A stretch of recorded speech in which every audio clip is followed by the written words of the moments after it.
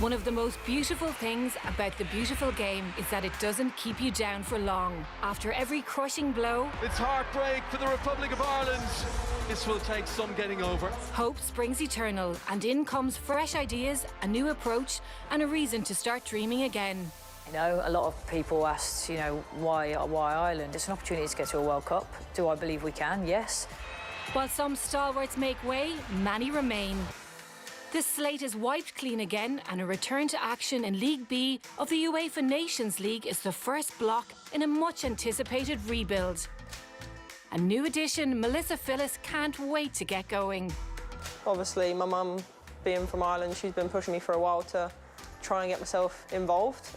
So when Carla rang, I was absolutely buzzing, really. The new era kicks off with the first ever meeting against a team ranked 35 places below Ireland. Turkiye suffered playoff heartbreak of their own against Ukraine and arrive in Tallaght looking to upset Carla Ward's welcome party.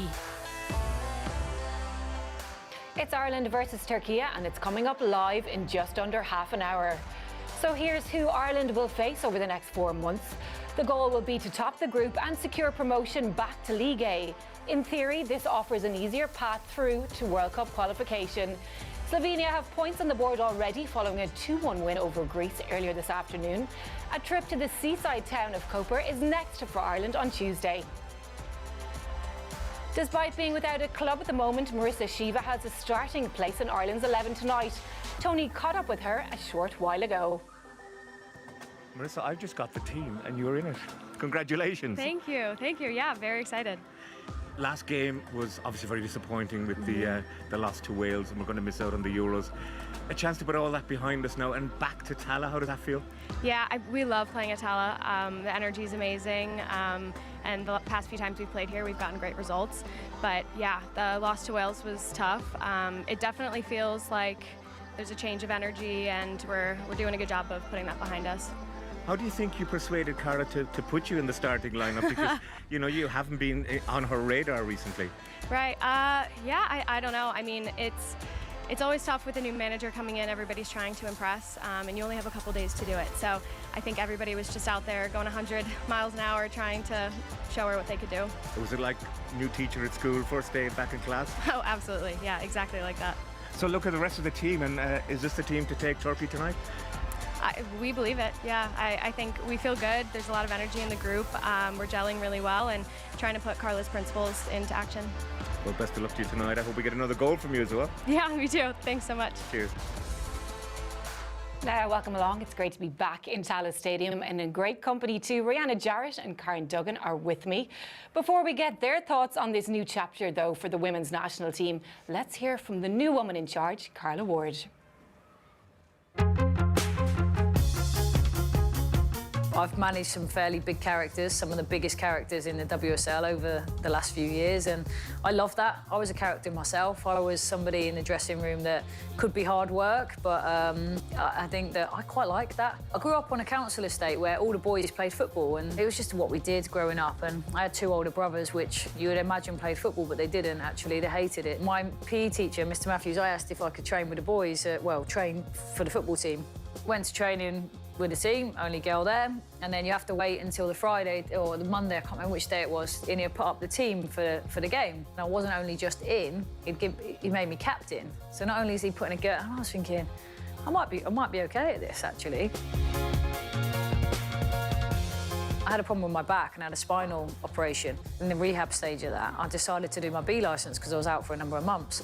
The coach said to me, you need to get on your A licence straight away, you've got something. And I thought, oh, maybe I have. But I never thought about it. And then the youngsters start passing you and you think, you come to the end here. I was on the way home from training, I had a voicemail and it said, Carly, it's Kevin McKay from Sheffield United. And at this point I'm thinking, okay. He says, look, we want to take the women's team who weren't affiliated to the club under our umbrella, but we want to go professional, we want to get into the Super League, but we need somebody with the knowledge to help us with that. So I thought, if I don't take this opportunity, somebody else is going to. I think it was an interesting one because I went from being a player to a manager overnight. I made a lot of mistakes in that first year, and I probably treated the players still like my friends. You have to remove them all off social media. You have to stop having these relationships with them as friends. And that was tough. But that was the moment I thought, if I'm going to be successful, that has to change. When I walked away, there was a sense of relief. And then when I had this summer to breathe, I realised actually how burnt out I was. I didn't recognise it earlier, but you don't want to because you just keep going. It's not you're on a hamster wheel, you just keep going. It got to about Christmas in that third year. And obviously my little girl was like, Mummy, am I going to have a day off with you tomorrow? And I'm like, no, baby. That started to play on my heart a little bit, and mum guilt is horrendous. I co-parent, so I hear people talk about how difficult it is being a mum in the job, and that's with a stable family at home. In this now, it's much easier. A lot of people asked, you know, why Ireland? It's an opportunity to get to a World Cup. Do I believe we can? Yes. And then getting that first win at a World Cup. I'm not somewhere that goes anywhere short term, and I like projects, I like building. So I'd like to think that I can impact, not just on the pitch, but off the pitch as an organisation as well.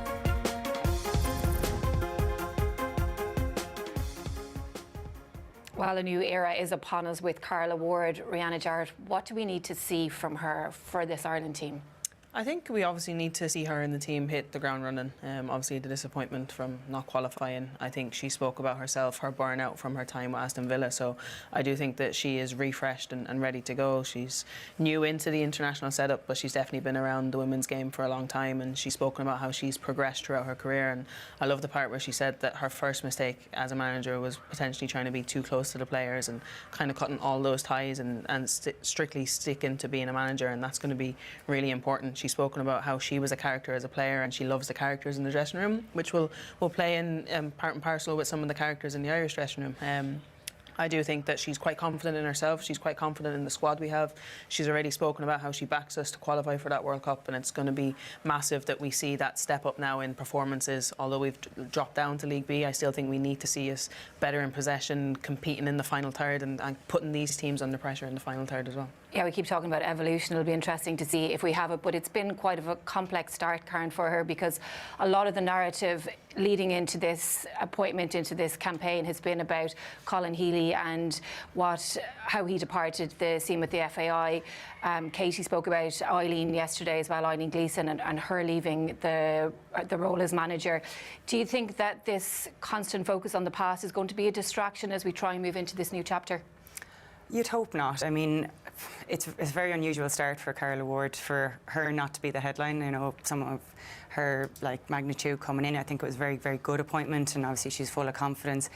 When you have senior players speaking out, it's a reflection that this was obviously a mishandled situation, and Colin Healy was very highly thought of. So it's such a pity that that has happened. On the flip side, would it be unusual for the main coach to stay in when a new manager comes in? Probably. So it might have played out this way anyway, but it was just the way it went down. And Katie talked about, you know, the review process, and obviously the buck stops with the manager, and Eileen took the brunt of that and moved on. But the review process should probably pan back to why did we fail to qualify? And it wasn't just the management of the team, it was probably something to do with what Rusha was saying and the type of player that we're bringing in. We need more technical players. We need players who can handle occasions better, who can just be more confident on the ball. So I'm hoping that's something that Carla Ward can bring. And obviously you can't just pull technical players out of thin air, but there is a level of, they have the talent, it's just bringing it out and getting the confidence on the ball. So hopefully that ethos spreads through the team from Carla. Yeah, well, look, it's a familiar squad, so it'll be interesting to see how Carla Ward approaches it. Let's cross over to Tony now for some team news. Thanks very much indeed, yeah. And the first Carla Ward team of what will be a new and successful era. And it's got some surprises in it, you'd have to say. Although Courtney Brosnan in goal is no surprise. A back four, we're told. Aoife Mannion will play at right full back. Anna Patton and Meg Campbell are the centre halves, and Katie McCabe will captain the side at left full back for the 65th time. So Megan Campbell is in, which means Caitlin Hayes misses out. That's the first time she's missed out since she's become available for Ireland. She's played every single game. In front of the back four will be Rusha Littlejohn and Denise O'Sullivan, and into the 10, Marissa Shiva, as we were able to see earlier on. She's been given the nod by Carla Ward. And in the wing backs, Heather Payne earning her 50th cap this evening, Lucy Quinn on the other side, and Ciara Carusa will be the main striker. So obviously we've a lot of players missing. The likes of Niamh Fahy, Diane Caldwell and Julianne Russell have retired.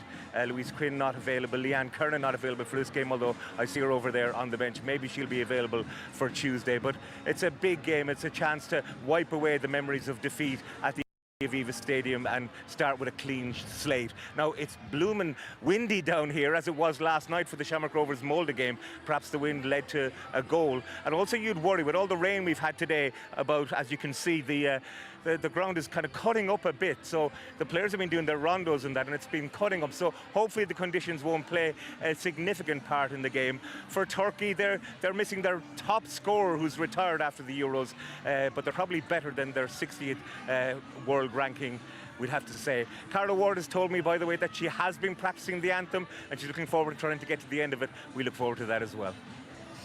Hopefully Tony's hat will stay on as well. It is quite windy out there. Rihanna, we're very familiar with the starting 11 personnel-wise, but the formation is quite different. Talk us through it. Yeah, obviously we're used to playing with a back five, having 3 centre-backs and playing with wing-backs, so it's refreshing to see a back four. Obviously Megan Campbell comes in centre-back. She's had a really good run of games and minutes with her club, London City Lionesses, so that's great. I think obviously we always talk about it and we want to see Katie higher up, and I think that we might give her that little bit more of a freedom playing with the left back. I think that Rusha will naturally sit in front of the back four and protect it, and I think we might see Aoife Mannion a little bit deeper then. Obviously Denise O'Sullivan, we know what we get from her. She's going to cover every blade of grass, but she's going to bring that quality as well, and Marissa Shiva, who's done quite well recently as well. Lucy Quinn is coming in on that left-hand side, and Heather Payne being released that little bit higher. We're used to seeing her in a wing-back role, so I'm excited to see her in those 1v1 situations and hopefully seeing that final product in the final third. That back four is quite interesting because now, Karen, we have a balance there. We have 2 left-sided players, and Megan Campbell coming in. She is playing quite a lot, but we don't always see her there for Ireland. Yeah, I think we've kind of been crying out for that a little bit as well, because everyone talks about getting Katie McCabe further forward. She has kind of put herself in the 10 at times, and then it just unbalances the team not having an out-and-out left-sider. Now we've got 2, plus we've got the outlet of the throw-in. And like you say, Lucy Quinn is playing in front for her. Lucy's a clever player, so Lucy will know when she needs to tuck in to make space to release Katie McCabe. And yeah, like Rihanna said, you'd imagine Risha Littlejohn will have a pretty disciplined role today and continue where she left off against those Wales games. Be interesting to see if she's still in that form, given that she's unattached at the moment. Is one of the things you'd like to see, Rihanna, is a bit of consistency in that midfield selection, because we've seen quite a lot of combinations over the last few years. Yeah, I suppose the only consistent has been Denise. You'll always see Denise featuring in that midfield area. Obviously with Rusha, we know that she manages her minutes and she manages her load, so sorry, it's great to see her back in now for the first game of the qualifying campaign. Obviously it's an opportunity for Marissa Shiva to go out there and grab that position for herself. Carla Ward was speaking about how she's been probably one of the players that's impressed her this week as well, so that's positive. But yeah, definitely we need to see some consistency there like we do in the back line. I think this is definitely a team to go out and win this match. It's not with an eye on the Euros, because you're talking about Littlejohn with her minutes and Campbell and the injuries she's had. It's not like we're looking 2 years down the line. It's very much, let's get into this campaign with the win for Carla Ward and try and put that Wales game behind us. What about up top? Because we need to win games, really, Rihanna. Yeah, I mean, obviously we know what we get with Ciara Carusa. She's going to work very hard up there, and she does take her opportunities when they come, but sometimes they are few and far between. So I think it's important, especially in this campaign, that we play in the final third, we play in the opposition's area, and we create those chances, and we get player supporting. We get Denise higher, we get Marissa higher, we even get Katie higher. The more players that we can get in those final thirds and maintain the ball there, naturally we're going to create more chances, and we have players in there that can finish as well. OK, so we want to see opportunities, and we'd like this game to be won as well. Final preparations are underway now, though, for Carla Ward's first game in charge. How will it go? We'll find out shortly. Stay with us.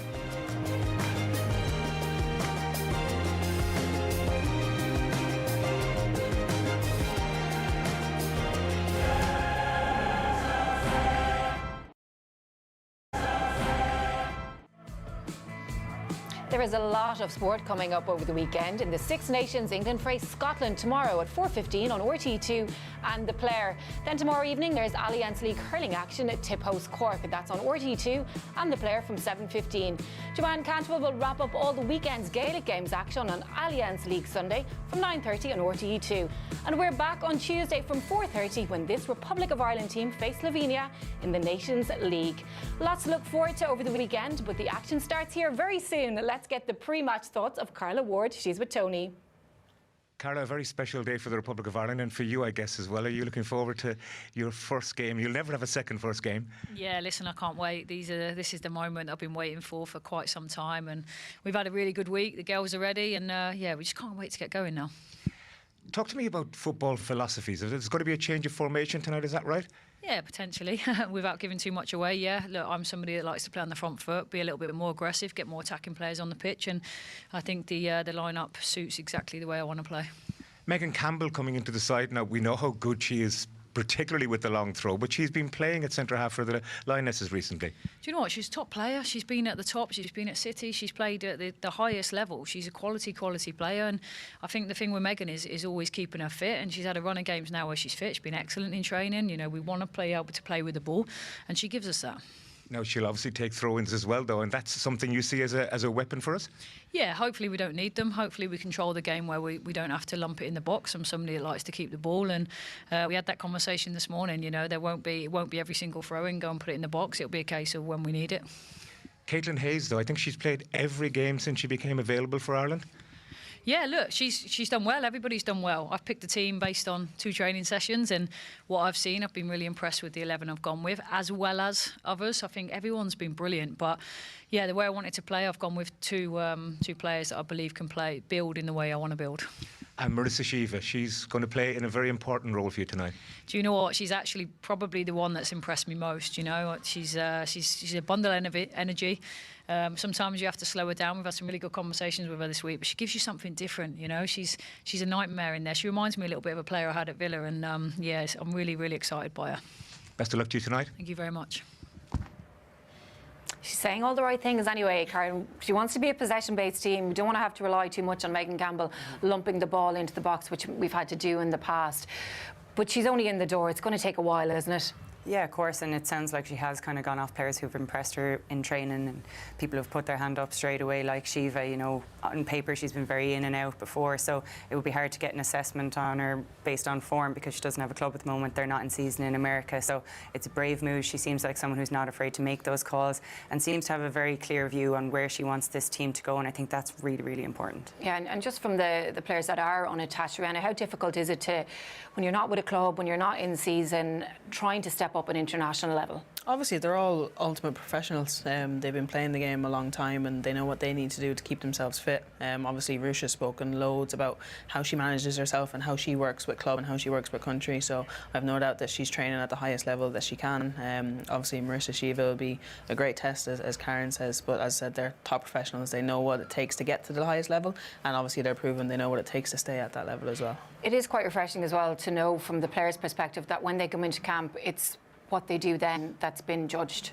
Yeah, it's clean slate, and I think that's what everyone needs. I think, you know, she referenced it earlier, maybe management being too close to players, and maybe that was an issue before, we don't know, but she was very pointed in saying that in her interview, that she's, you know, coming in and this is going to be her way of playing, her style of management, and she seems like a very, very confident person. She's going to back herself all the way, and I think that's important, that she brings that clear point of view, and it's all about the football at the end of the day. Mm-hmm. We know, look, that Katie McCabe and Denise O'Sullivan are still there, but still there's been some significant retirements as well. Are you expecting anyone to step up to the leadership role within the team, Rihanna, tonight? I think players are going to have to. I think there's a number of players that have been around the squad for a long time. Obviously, we speak about Megan Campbell coming into the starting 11. Megan's been in that senior setup for a long, long time, so she has the experience. We may not always see her on the pitch, but she definitely is a voice and can definitely bring those experiences. But there's players, the likes of your Heather Payne, Kira Caruza, they've all been around the squad for a long time, so it's time for some of them to step in that position. And even Anna Patton, who hasn't been around that long, she's playing consistently at the highest level, and obviously Carla Ward knows her well from her Villa days, and for me she's the first name on the team sheet now. Very obvious 3 of Courtney, Denise and Katie, but she's the one for me she's just ready to take on that leadership role. Okay, I know it's difficult because it is a new era, a new chapter, a new formation. We don't know a huge amount about Turkiye either, but give us a prediction, Rihanna. I'm going to go 3-0. Yeah, I think Turkey will put us up to it. I don't think it's going to be a whitewash in any way. They're a technical team and we can struggle with those, and there might be a bit of first day nerves, but I think we should overcome them by a couple of goals anyway. I'm guessing you mean 3-0 to Ireland as well. Oh yeah, sorry. 3-0 Well, I don't know how they're going to cope with the weather out there as well. It might be a bit of a shock to the system and take them a while to adjust. We're going to find out how it goes very shortly. It's time now, though, to hand over to our commentary team of Anya Gorman and Des Kern. Thank you, Marie, and good evening. With a new look in the dugout then, the Republic of Ireland set to re-enter the world of competitive football, 80 days removed from that crushing night at the Aviva, when dreams of an historic European Championships qualification were dashed by our near neighbours Wales. This Nations League B opener marks a debut for the new manager, who you've been hearing from, Carla Ward, who has laid out her ambitions as the Ireland boss, and that is getting to the next World Cup. Opponents tonight, Turkey a side on the rise, up from League C and beaten in a Euro qualifying playoff by Ukraine. And an appreciation from the Turkish camp in the lead into this, that this represents a difficult start for them, but hopes high of a good showing ahead of what will be their home opener against Greece on Tuesday. And under a manager who has earned a lot of plaudits in her 4 or 5 years in charge, Nejla Gungur Kuras, they feel they are certainly a side moving in the right direction. So a very interesting opener ahead, Anya. Yeah, it's going to be an exciting game. I think, like you said, Turkey are on the rise, promoted from League C in 2023, and the manager's doing a great job with them. They have a couple of really gifted technical players in that midfield area that'll cause us problem. I think they'll work really hard as a unit and play quite direct as well. But Ireland, we think we're going to see a change in shape tonight, so that's promising. We'll take the anthems.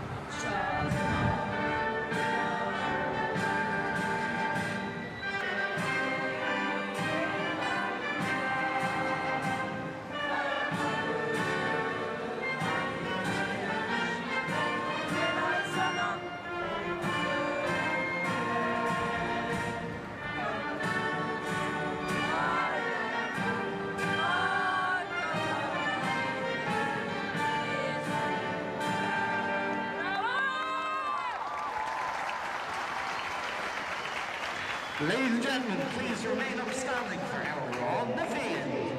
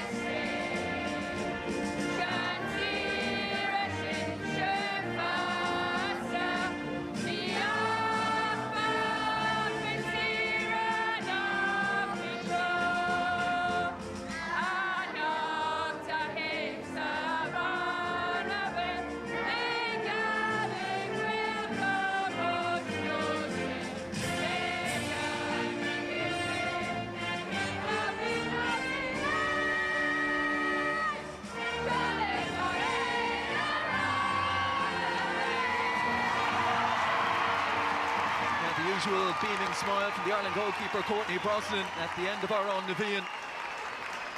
Good crowd in attendance tonight as well. Over 8,000 tickets sold by midweek. The inclement weather maybe has denied us a few more this evening. And whatever about the rain that has been sheeting in, let's hope that the wind dies down a little bit. So Carla Ward goes with 7 of the 11 that started the playoff second leg loss to Wales at the Aviva. Niamh Fahey and Julianne Russell retired. Lily Agg is injured and Caitlin Hayes named on the bench as a back 3 looks set to become a back 4, we believe, and it will be a 4 that includes Megan Campbell and the fit again Aoife Mannion. The others to come in, Lucy Quinn and Marissa Shiva, the latter currently without a club. It's a landmark night for Heather Payne. She wins her 50th cap and looking set to play a more advanced role. Yeah, it's a good side there, starting line-up, Des, and I think Megan Campbell could bring us some good balance on that left centre-back position and maybe be able to release Katie higher at the pitch, and I think we'll see Lucy Quinn dropping into them pockets to attack down that left-hand side. Hungarian officials led by Rekan Molnar. Well, Nejla Kurasa's Turkey, led by their goalkeeper, Selda Akgöz, who's the captain. But the outfield leader is very much the experienced Ebru Topçu. She's with the domestic champions Galatasaray, and one of 8 home-based players in the starting 11. Şeyda Abrahamsson, a former Swedish underage international, made her senior bow with Turkey last summer and has started every game since. Worth noting 2 big absentees though. Yagma Uraz, the nation's leading scorer, who has retired since the Euro qualification campaign, and Birgül Sarıkoglu, their leading scorer in the last Nations League campaign, who misses out through injury. So that will be a question for Turkey coming here, where are those goals going to come from? But yeah, and I think nations like Turkey, who are developing all the time to miss key players, is a sucker punch. But I think, like you said, Topçu in the number 10, Keskin, Turkoglu, there's goals between them and they're quite creative players. Well, a blustery evening, and the pitch, well, they've been working on it all day and the rain hasn't helped. Of course, last night Shamrock Rovers' European odyssey ended here in the cruelest of fashions by Molde in a penalty shootout. But Ireland have enjoyed their evenings in Tallaght. The very first game back in October of 2011 against Israel in front of just over 1,000 people, for that playoff semi-final second leg against Georgia here, when it was a record 8,745. You'd imagine this is a group of players only itching to get back on the pitch and put the disappointment of that Wales game behind them. Yeah, absolutely, and that's probably the downfall of international football. When you're playing with your club, you have a disappointment one week, you can bounce back the next week, but in international football there's such long periods of time, so they'll be looking to put it right here tonight. So Melike Pekel of St. Polton will get us underway, and Topçu immediately looking out towards that far side, looking for the hard-running Elif Keskin, one of a few from Beşiktaş in the Turkey starting 11. And let's see how the players can deal with these blustery conditions. Sakar, the plane to take the throw in, just her second cap, the right back, who is more of a centre half. And trying to work this one away. Turkey down their left-hand side. First crossing opportunity. Unable to find that cross, but they have an early corner here, Turkey. Final touch off Aoife Mannion. Yeah, it's good early pressure from Turkey. You can already see their directness from the tip off, and then that's their left back getting forward and is rewarded with a corner kick. The manager has spoken about Ireland as a really strong opposition to face in this opener, but said she's got a technical side, a side that plays a certain way and are well drilled in that way. First set piece, lots of movement from around the back post. First contact made by Anna Patton, helped on by Denise O'Sullivan. Ireland struggling to get distance on the clearance. O'Sullivan running into pressure. It breaks first chance and first touch of the night for Kelly McCabe. With the Mannion. And no chances taken by Courtney Brosnan. And an up-tempo start from the visitors. Yeah, Des, we just hope that the wind doesn't have too much of an impact on the game tonight, and it calms down a little bit. It's been swirling. Elida Jivelek. Oh, Beşiktaş with the throw-in. Attack-minded left-sider. And Anna Patton away. Jin looking forward. Couldn't fashion the ball she was looking for though, and Ireland can advance. O'Sullivan. Mannion. Sullivan once more, and Anna Patton. Megan Campbell, who was struggling with an ankle injury prior to those playoff games against Wales, but since she's come back to fitness, a regular starter for the London City Lionesses, and at centre half as well. Yeah, it does, and it's great to see a player like Megan Campbell, I think, with the quality she possesses to get back a good run of games, because she's had a tough time with injury. Huge disappointment for her as well, of course, to be overlooked for that World Cup finals. And Turkey advancing again, Keskin down the right-hand side. And another corner to come.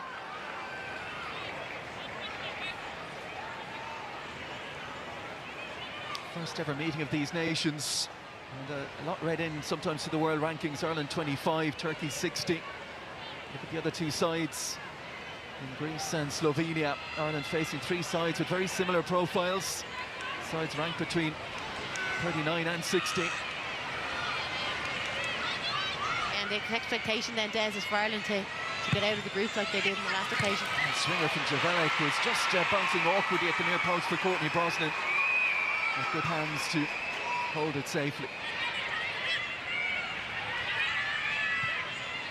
And Patton, who has become one of the first names on the team sheet at Aston Villa.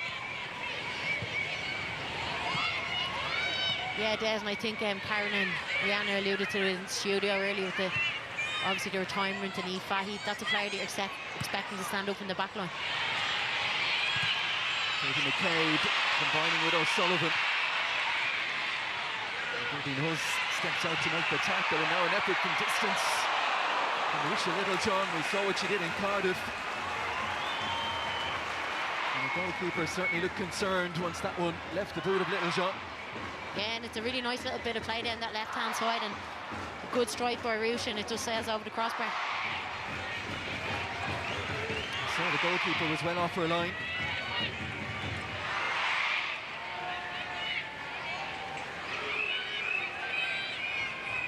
You can see her shape emerging already, Des, that back four. Rusha just sitting in front, and she'll have a key role attacking the back line.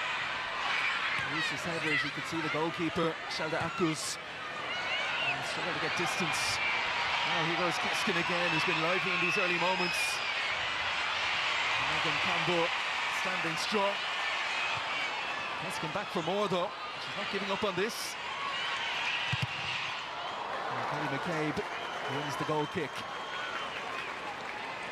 Yeah, and a little bit of just a little bit of getting used to it, I guess, Sonia, when you're switching a side, used to playing that back three, just getting into this back four now. Yeah, absolutely, but I think it's a formation that a lot of them be used to playing in their club teams as well, so it shouldn't be that unusual for them. And you can see just how direct Turkey were looking to be there, getting Keskin in. It looks like she's got a bit of taste, but good recovery by Megan Campbell.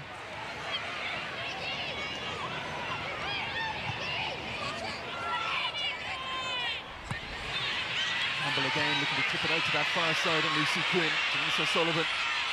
And then the advanced area again, shadowed by Topchu. O'Sullivan digs it out, nicked down by Lucy Ward. Littlejohn, buoyed by that first effort. This one on target, but comfortably held. Again, it just lands to Rusha, and she sees the space and didn't quite get such a good contact this time. Risha Littlejohn, along with Marissa Shiva and Grace Maloney, one of the sub-goalkeepers without a club at the moment. A bit away training, and announcements might be imminent.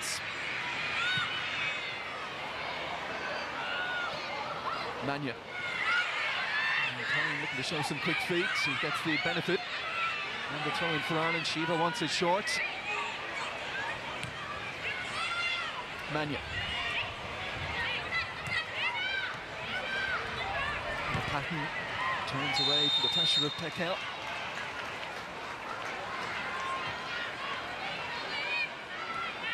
Yeah, she just catches her when she spins. It's an opportunity now for us just to get some possession and start to get a foothold in the game.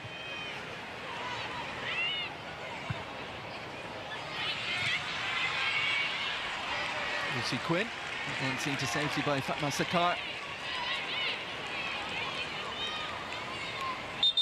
Turkish senior women's team, just 30 years in existence, yet to make a major finals, but as we said, a side moving in the right direction. Breeze through League C of the last Nations League. 6 wins out of 6. Lucy Quinn into the penalty area. And that's come off Marianne Genechal. And now time for Ireland's first corner of the evening.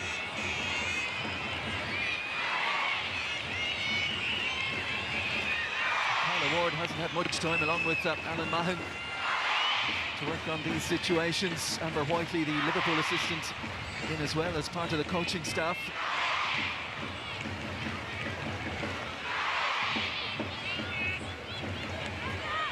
What have they come up with here? Anna Patton standing just on her own at the moment. Yeah, Turkey are zonal marking. Megan Campbell on the move towards the near post. And she was the closest Irish player to making contact. Turkey clear. And look for the busy Keskin down that right-hand side again.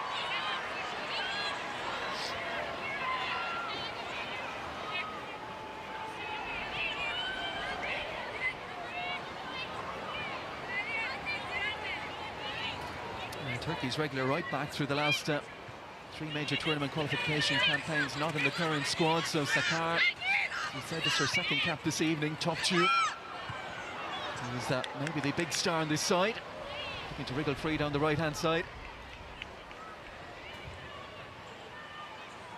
And the game, just in these early minutes, struggling to find a little bit of rhythm. Yeah, well, that's expected, I think. Just need to get a little bit of grip in the game, the way we knew Turkey were going to come at us early doors and be quite direct. Ireland will be in Slovenia on Tuesday, a game you can watch with us live again here on RTE. Slovenia winning away to Greece earlier in the group today by 2-1. Patton across to Campbell. Now you can see how high Katie's moved up the pitch. Oh, fizzed out to her. Back to Campbell again. See Turkey picking their moments as to when to squeeze a little tighter on the Irish possession. And Campbell and Patton have it pretty much unobstructed. Now I get a little more interested as Patton steps forward into the Turkey half. Campbell goes beyond Lucy Quinn to Katie McCabe. Good angle to get a cross in, but Sakar prevents it from arriving. Yeah, and that's the one we talked about in the build-up, isn't it, Des? That Lucy just pop in and Katie will get higher up the pitch and Megan try to release her down the line. Shiva showed up really well, Marissa Shiva, in those 2 games against Georgia. In the playoff semi-final, Mannion, and Sullivan, and now Payne.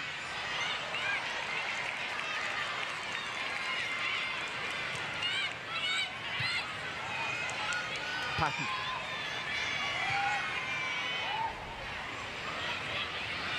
McCabe. Campbell again, trusting the touch of Littlejohn. Under pressure from Chow. Turkey working hard to deny Ireland these passing routes through. Wide again with Shiva. Outside of the right boot. Carusa on the end line.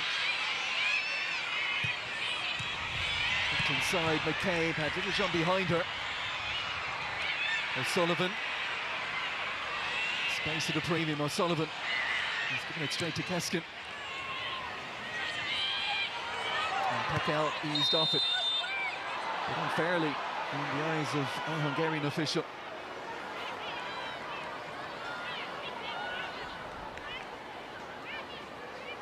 Yeah, and Megan Campbell just raises her hand and let her allow. That's a free kick.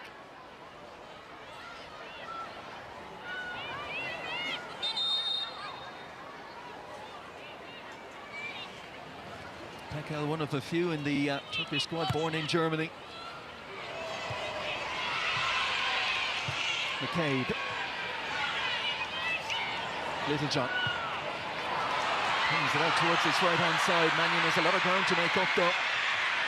And Givelet covering. And playing it away.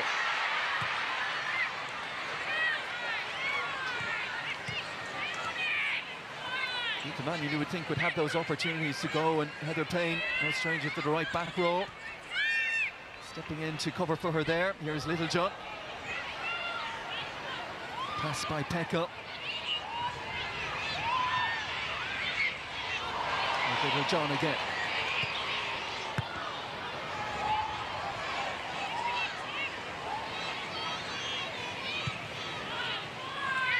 Starting to manage to string a few passes together now. That's looking towards Heather Payne. And strong work by Abrahamson to step across and shepherd it dead. Yeah, it's just one over the top, isn't it? And Heather Payne just fails to catch it at the other end, and good covering. Abrahamsen, who plays with Club Brugge. Just made her debut a year ago, having transferred over from Sweden, where she was an underage international.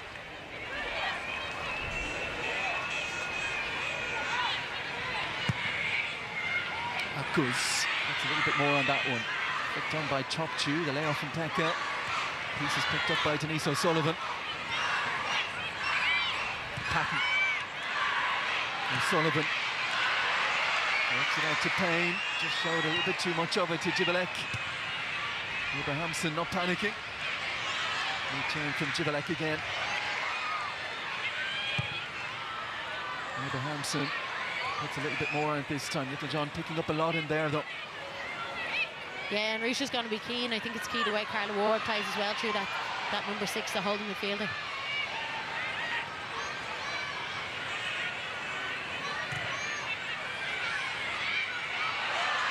Feet from Payne. Yeah, I can see how deep Turkey are now, sitting in that 4-4-2 formation, so we just need to shift them and find spaces. That one overcooked from Megan Campbell. A chance for Turkey to just get players back up the pitch again. Carla Ward from the Isle of Wight to the Emerald Isle said she loves the Irish mentality. It was a big attraction for her in taking this job. Former Sheffield United, Birmingham, Aston Villa manager. She's also part of the US coaching team under Emma Hayes as they won gold at the Olympics last year.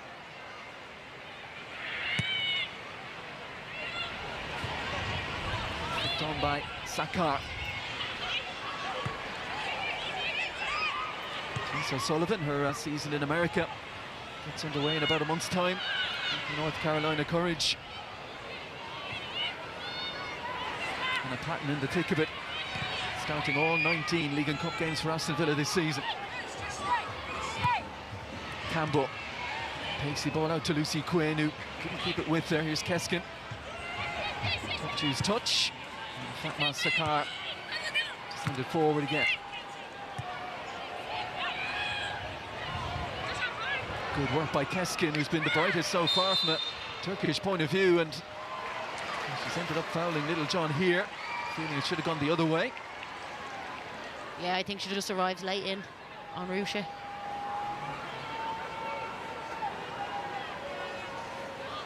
She was with Besiktas, Keşkin.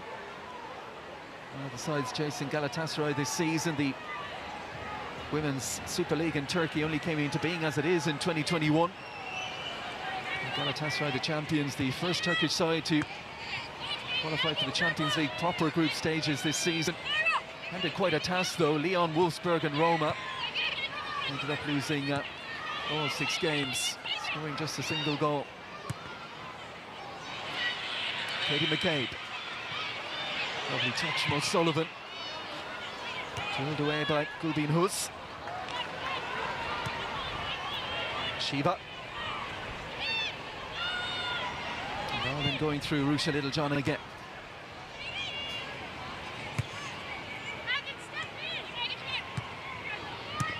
The shot from the far side asking Megan Campbell to step in possession as Turkey are standing off again. Here's Carusa. Gets a good ball out to Heather Payne. Sam Shaker, the left winger, making sure there's no way beyond her. Patton. Carusa can't hold this one. Shaker forward, but only as far as Payne again.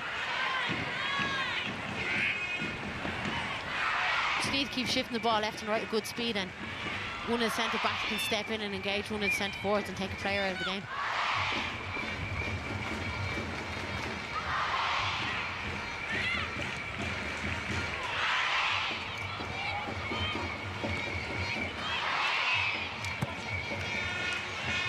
Direct ball this time, and another Ireland corner on the way as it skims off the head of Sakar.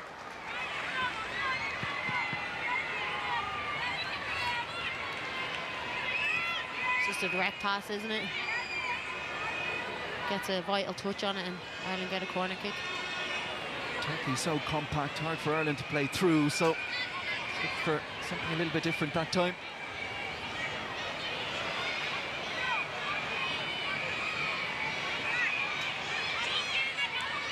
Katie McCabe's corner dealt with at the near post last time.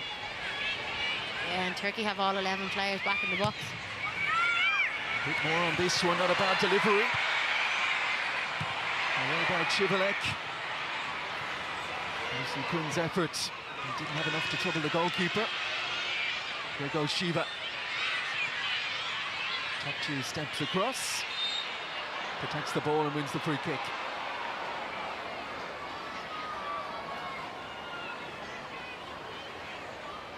Dangerous ball in, and it just doesn't fall for Anna Patton. And Lucy Quinn on the edge of the box fails to get a connection. Sorry, it was Megan Campbell in the box.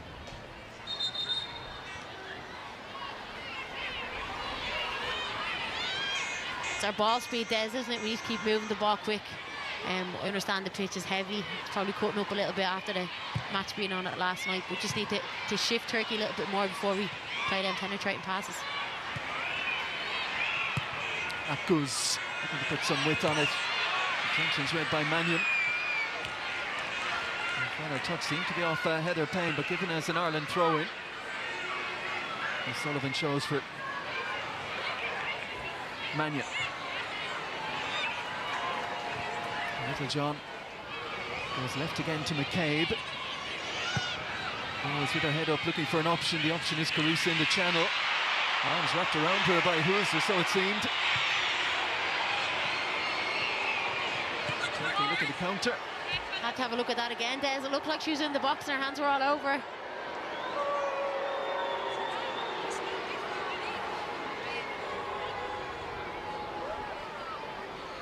And hands over the top for her and a little nudge forward. Perhaps just outside the box, but that's a free kick for me.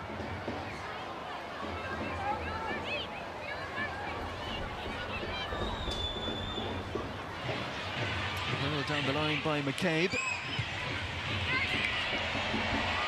And Gulbeen Hus has been in the thick of it, nudging towards the 50 cap mark now. Made her senior debut as a 17-year-old. And now for the first time tonight, Megan Campbell set to unleash this really, really dangerous long throw. Anna Patton already in the penalty area.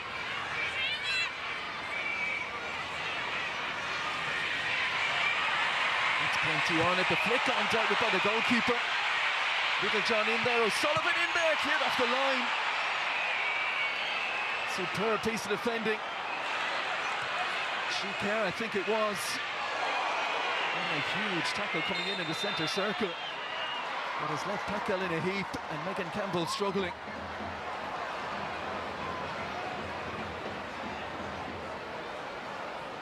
Well, the long throw caused the initial havoc, but no concern for Megan Campbell. Yeah, Megan Campbell looks like she could be hurt here. Came off the back of a good throw, good clear Carusa, flick on into the box, and it comes out then to Denise O'Sullivan. She strikes, and what a block off the line by Cher. Sakra.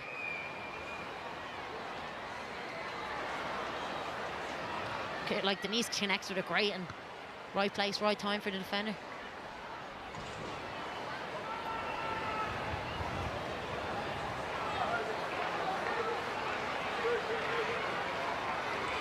Well, she could have easily advanced out Boussam Shekar with the rest of her teammates there. The manager will be glad she didn't. Goalkeeper was beaten. And as Megan Campbell continues to receive attention, both sets of players across to the far side to get some fluids on board and some instruction as well. Feeling out period, the first half of this first half is now gone. Just looking across, you can see Alan Mahon giving instruction. Yeah, and it looks like the instruction to Anna Patton is just to step in and engage that centre forward and then take a player out of the game before releasing it. Megan Campbell looks like she's going to be okay, thankfully. Yeah, she's made of tough stuff, strapped up and ready to go again. It's been a while since he's started a game for the Republic of Ireland. It'll take a lot to keep her off the pitch here.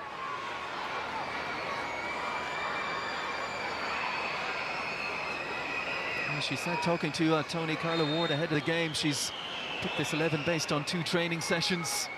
So just that little break in play might be a positive for Carla Ward. Yeah, absolutely. Any moment to get a bit of tactical information onto the pitch, especially when you're together for such a short period of time with a new coach. So Sullivan's touch. Here is Carusa back to goal. And Chow has done that quite well from her defensive midfield role. Breaking up the play. This will break for Shikere. Not quite up the pace to keep it in play. Yeah, you can just see how slowly the ball is moving in them moments, especially in the wide areas.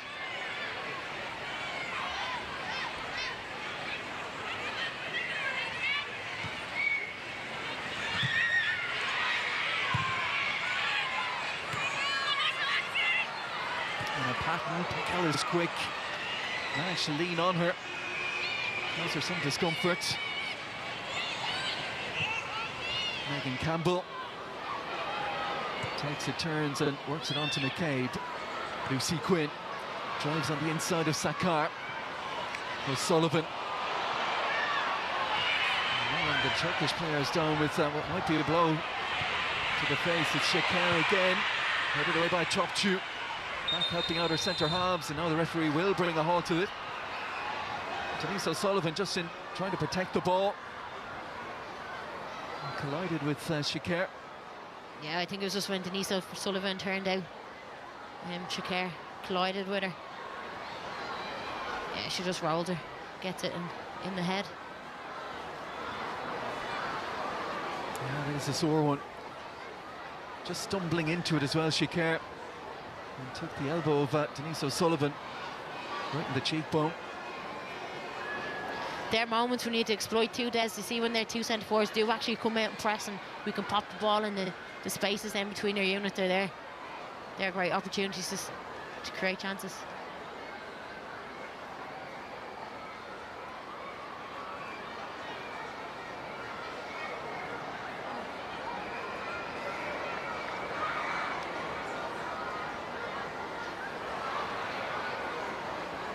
And so far so good for Turkey. The side stepping up in terms of the quality of the opposition.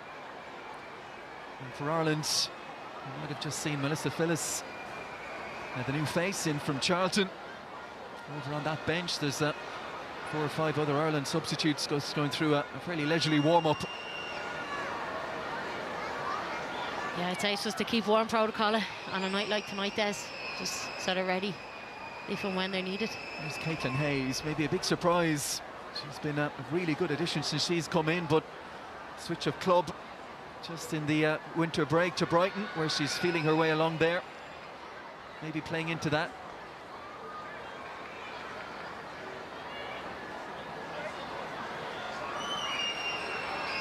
Boussam Shakar, you can see might be a little patch-up job needed there. She's been in the thick of it the last few minutes. Clearing Denise O'Sullivan's effort off the line, and feeling some pain here after that collision with O'Sullivan.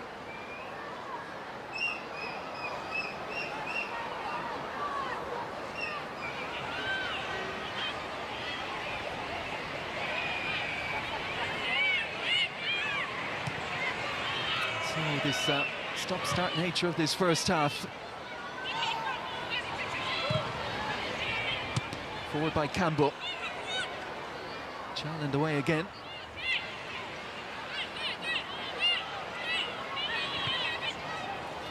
Just see the footballing brain of Denise O'Sullivan when she goes into that area. Chal goes with her. She steps away, finds a little bit more space. Dropping in again to receive it here. Yeah, she's stays off her. Brilliant to coming in and find them pockets. Lovely touch by Payne. Instant cross from Mannion.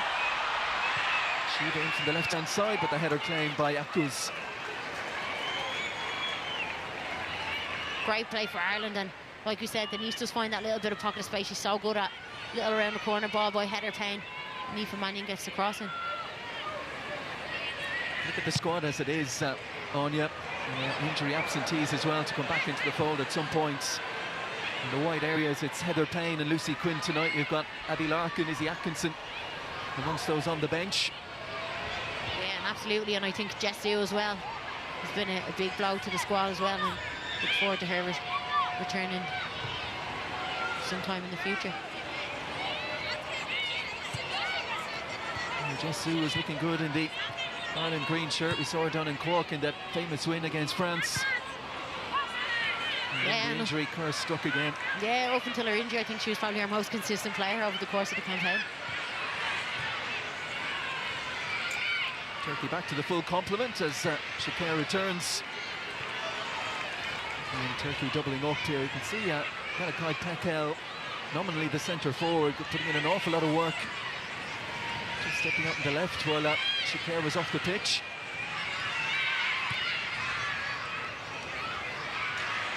Patton. And able to keep that one in play.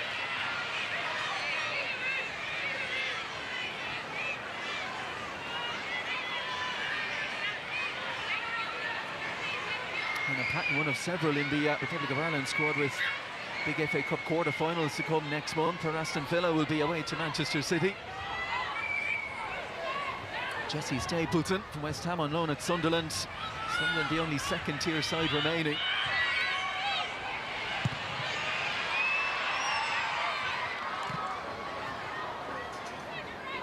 And they will go to the defending champions Manchester United. And Aoife Mannion.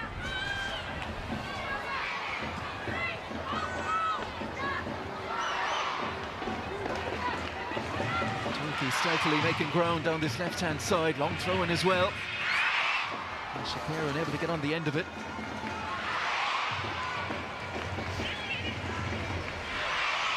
Need to reset now and build at a good tempo.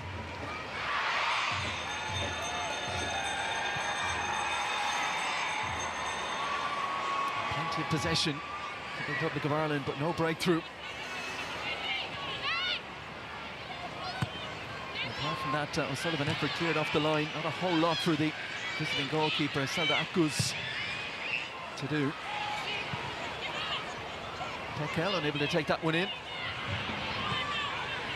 Patton back to Courtney Brosnan.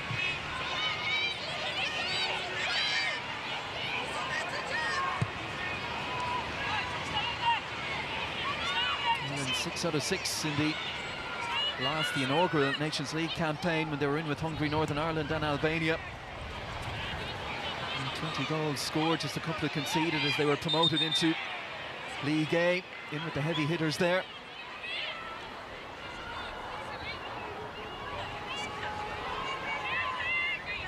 It was a group that progressively got better as it went on.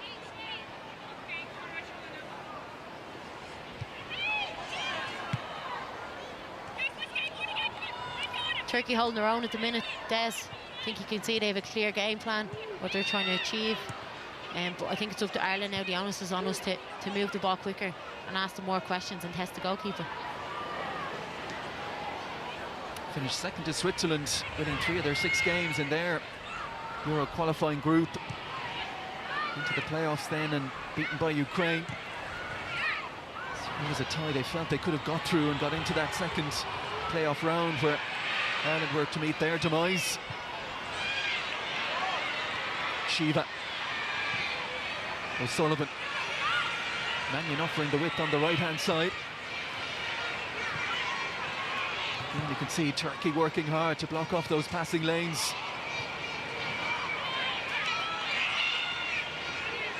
Very compact.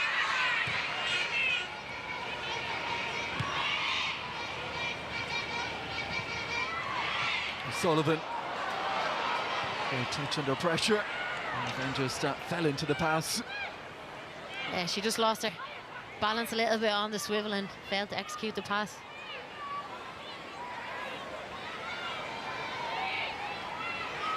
Thankfully the rain has stayed away, but the wind, the players will take the rain over the wind any day, particularly when it's blowing like this. The worst conditions to play a football match in is the wind. O'Sullivan, lovely touch and take. Little John. Heskin again, just coming in off that right-hand side. And Shikar does on the left. To make sure there's not easy for Ireland to pick away through the middle. They have to go wide. And then a misplaced pass. And Turkey's defensive efforts rewarded. Yeah, and it's Anise for me that looks like our most creative player at the moment. I think we need to try find her as much as we can because we know how good she is on the ball, getting on the half turn and be able to play forward passes.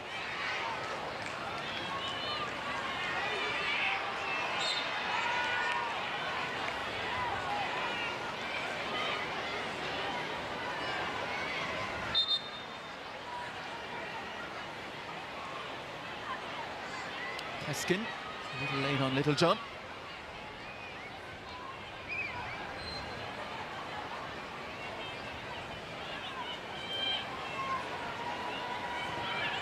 Tipped forward by McCabe. Bruce on the move again.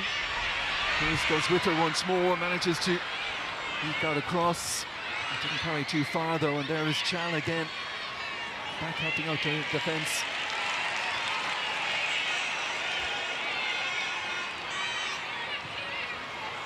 Carusa pinning the centre half. And Ireland will stay down in that corner.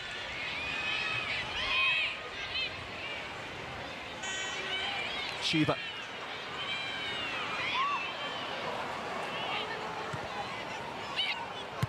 Campbell. Shiva shows for her. And another misplaced pass.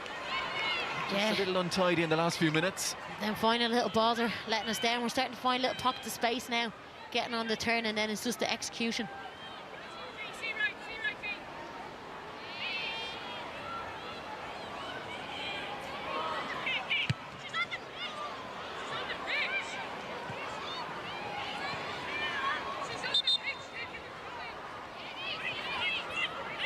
Katie McCabe trying to draw the referee's attention to what she saw as Sakar standing in and on the pitch taking the throw in.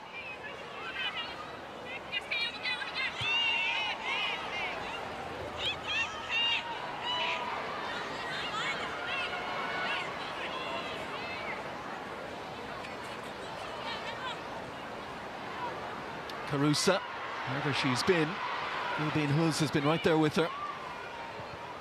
Abrahamson to play it forward. Good header won by Campbell. Topchu. A little nudge by O'Sullivan.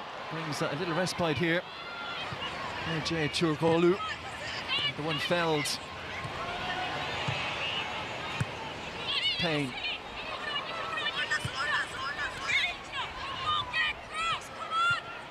Payne and Lucy Quinn just swapping wings for now to see if they can get a little bit more joy. Hus. Out off Payne for a Turkey throw-in.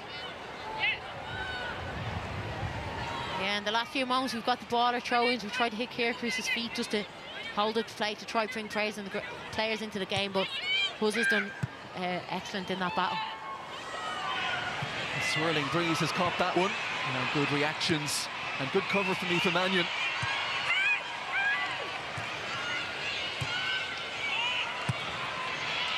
Away by Campbell.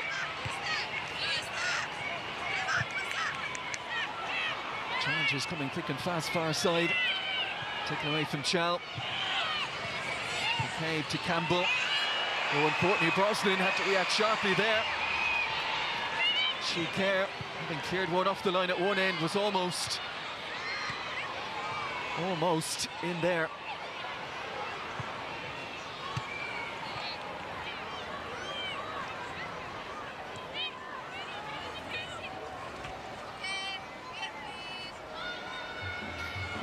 Here it is, Megan Campbell just back in, and it just slows down a little bit, and Courtney does well to get to it in the end, and just a little slip as well on her way.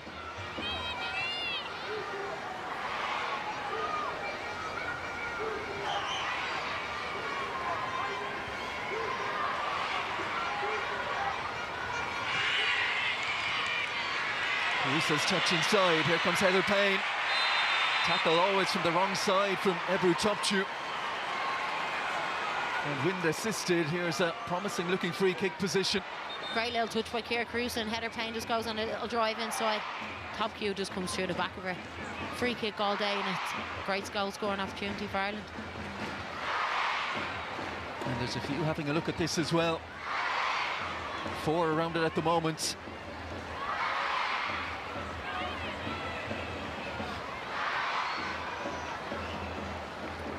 Looks like the captain might be pulling rank here. Little John there as well.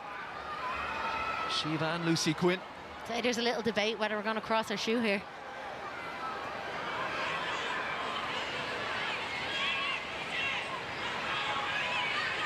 Campbell, Patton, Carusa, Mannion all forward. If the cross is the option. Here's Shiva, steps away. As does Quinn, down to Little John and McCabe. Little John has shown her liking for striking from distance already. O'Sullivan, I could see the idea just to release Lucy Quinn. Too much on the pass from O'Sullivan though.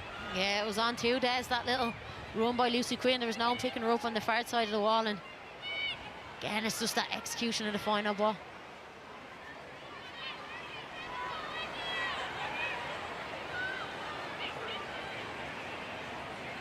th cap tonight for Denise O'Sullivan.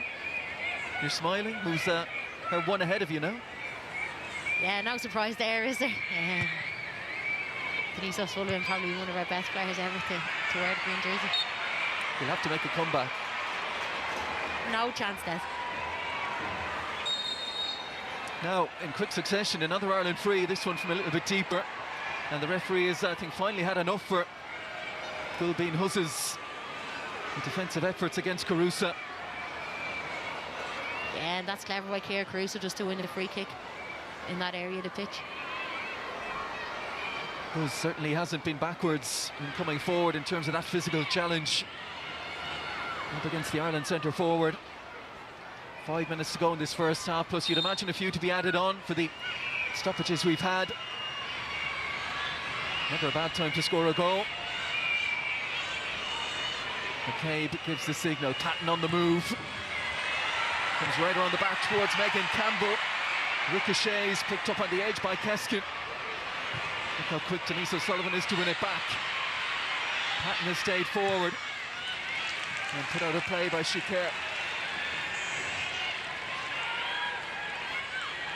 Now that little flurry has raised the decibel level. Another Ireland corner on the way. Yeah, great delivery by Katie McCabe from the free kick. Megan Campbell just doesn't connect with it. There's Emma Byrne in the background, who has stayed on as part of the coaching staff.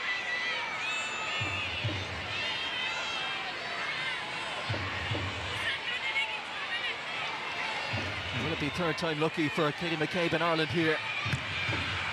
Who's at the near post? It's gone beyond her. Megan Campbell got a touch. Who's is in there as well, hacked away by Shikar. Picked up by Payne. Lucy Quinn. Again, look at the work rate from Turkey. Not allowing Ireland to play out easily. Nice touch from Quinn though for O'Sullivan. Mannion spots a gap on the inside. Pressed though by Jivelek.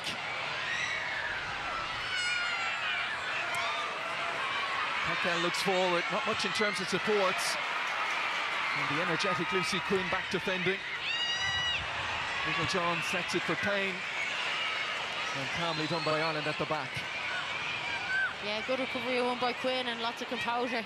And then Megan Campbell just misplaces the pass out to Katie McCabe.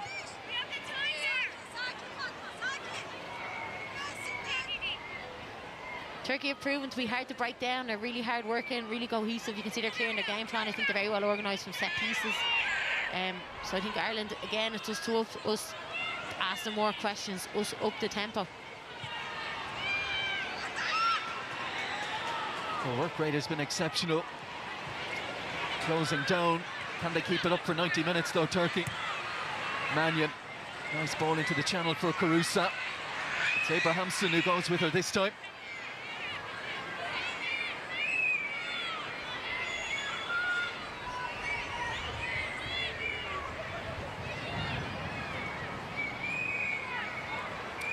She'll certainly know she's been in a game tonight, Ciara Carusa. Yeah, Huz is taking no prisoners at the back, is she? Jivelek's throw it. And she'll get to go again.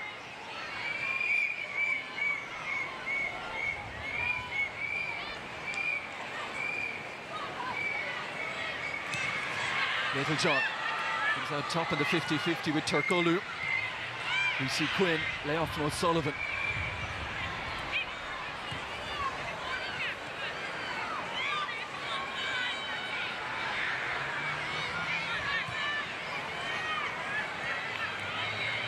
Courtney Brownson advancing well from her goal here.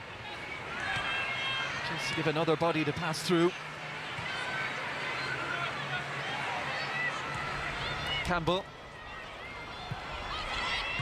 Into Shiva, lovely touch for Littlejohn. That's what Ireland are looking for. A little crispness and more pace in the attack. Payne. Cutting on the inside, well-timed challenge that time by Huz. Heather Payne again. Robbed by Sakar.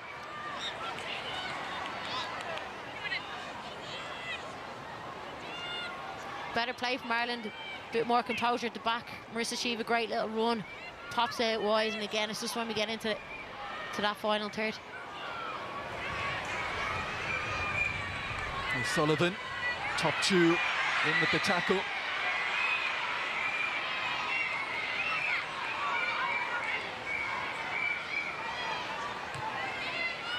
Mannion.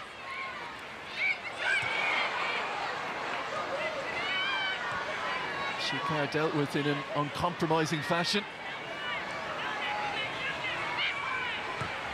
Patton, lovely ball into the feet of Carusa. O'Sullivan arriving in support. Pass played behind McCabe though.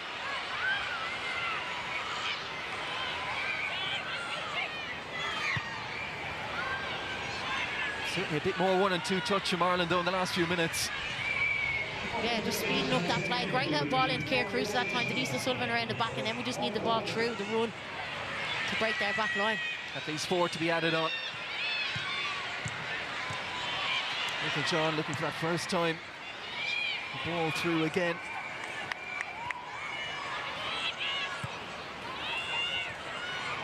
Shiva. O'Sullivan. That will work its way through towards Aoife Mannion. Final touch off Elida Jivalek.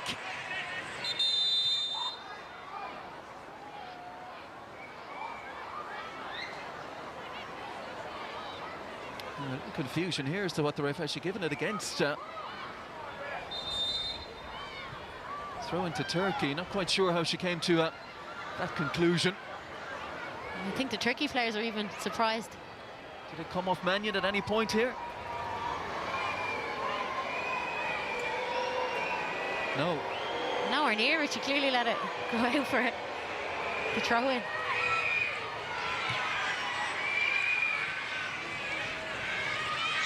Jivalek.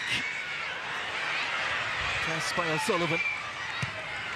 Away by Abrahamson. Turkoglu. Shikar. Looking for the hard-running Pekka.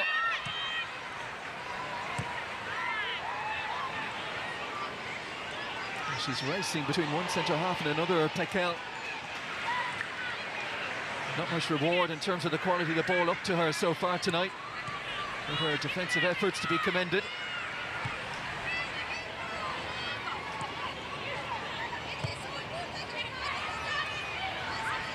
Turkish side proving obdurate opposition so far in Tallaght Stadium. Abrahamson. Shakira can't keep it with her.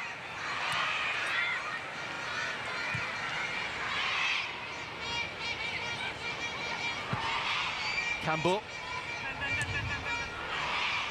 Give McCabe a little bit of work to do. Payne starting to show well in those areas. Here goes Shiva. Showed too much of it to Huz. Breaking ball comes to Mannion. Payne looking towards that far side. The looping header is in. Ciara Carusa.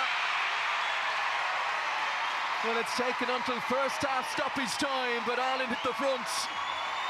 And for Ciara Carusa, that's double figures for international goals now. A looping header up and over Akuz. And for Carla Ward, she can celebrate the first goal of her international management career. Yeah, there's just Aoife Mannion plays it into Marissa Shiva. Little ball across the box by Heather Payne, and Ciara Cruz, who was brilliant with a little glancing header. We've seen her do it time and time again. release a bit of pressure now for Ireland and give them a little bit more freedom, I think. Well, credit to Aoife Mannion there as well. Could easily have just hoisted one towards the back post. Lovely ball into feet. And when the cross did eventually come, Carusa there. She's been dealt with in fairly physical fashion in this first half, but she has her moment, Kira Carusa. And on a night far removed from conditions she might be used to in her hometown of San Diego. It is her 10th international goal. And Turkey undone in first half stoppage time. Yeah, and I think that'd be a relief for the Irish players and the backroom staff as well, just to get that goal going into the break, just to settle them a little bit. And I think that shows where Kira Carusa is really dangerous. Leading up to that goal, we've seen her running into them wide channels. We need her in the box to score goals. Now from Nejla Karasa's point of view over in the dugout for Turkey, that's a hammer blow. Her side have defended so well in this first half. Stuck to the game plan. The pocket picked late on in the opening stanza.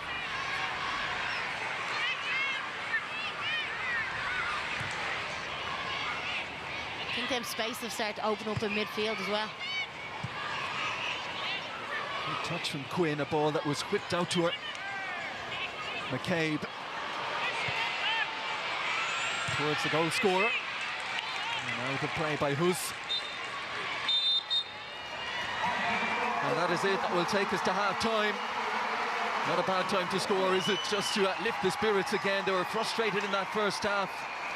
Some passages of play as well where the passes weren't finding their intended targets on a blustery night in Tallaght, but a goal can certainly change the mood, and it's Kira Carusa. Lovely looping header over Selda Akuz that has given Ireland the lead in this Nations League opener. At half-time, we'll head to a break on a half-time scoreline of the Republic of Ireland 1, Turkey 0.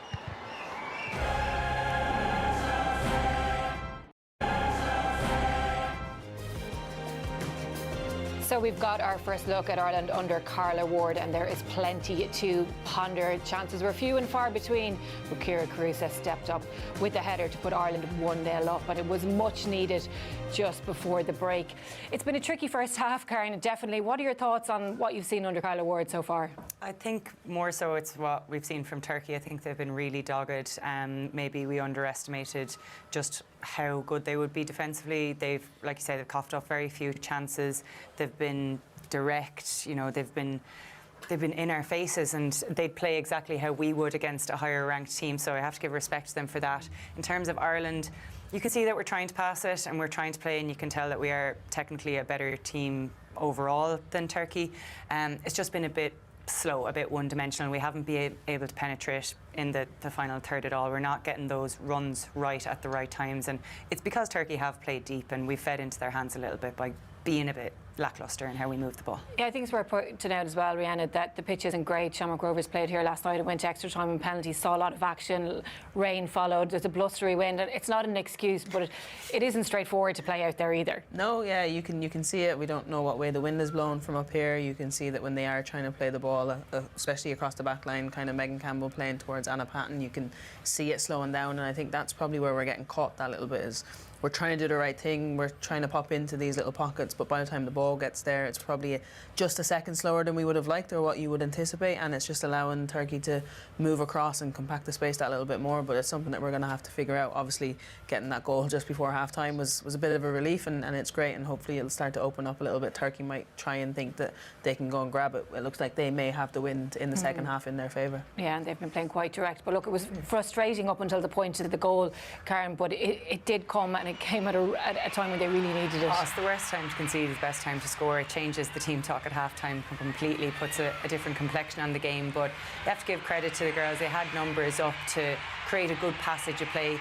Got a bit of fortune in how Shiva kind of the ball ricocheted out to Mannion, but you can see the run was there from Shiva. She continued on, she pointed to where she won from it. Heather was up there in support and did really well to kind of dig it out of her feet, and that's a really, really good header by Carusa. And I think we keep saying that that's where we want Carusa. We want her in the box, and it's something we need to do more of. We need to play to get balls in the box, and that means getting the ball out wide and support the chances from full backs up to get crosses in the box, because she's really, really good at that. She's really strong in the air, really good at getting across her defenders, because when she's getting it to feet, it's been made quite difficult by the two centre backs, and we haven't been able to get up and support for those little pop passes quick enough.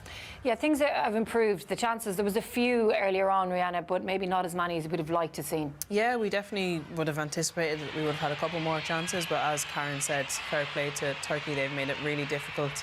You can see kind of early on in the half here, the ball falls to Rusha, and obviously optimistic, but it wasn't too far, and that's kind of, they were limited to that. Rusha had another shot from distance as well. It's not what we would have expected. We've had a lot of possession, but very little to show from it, and bar the goal, there hasn't been too many clear-cut chances, and that is an issue and something that we've been trying to work on for a long time now, so hopefully we can see a bit more. Carla spoke before the game about not wanting to revert back to Megan's long throws, but you can see one of our best opportunities come from a bit of a scramble in the box. Ciara Caruso done very well to get the flick on at the front post, and Rusha and Denise reacted very well then to the second ball. And to be fair, Turkey getting bodies around the ball and defender blocking on the line. That's phenomenal clearance by the defender. Again, credit to Turkey. We have to try and not get too down. It's obviously their first half back this year, but a lot of credit due to Turkey. Yeah, and I think as well, when you see Megan's balls into the box, you wonder why we don't use them as a weapon, because they're just so dangerous. We're going to have a break now. Lots more to come here from Tallaght Stadium. We're going to have more analysis and that second half. Stay with us.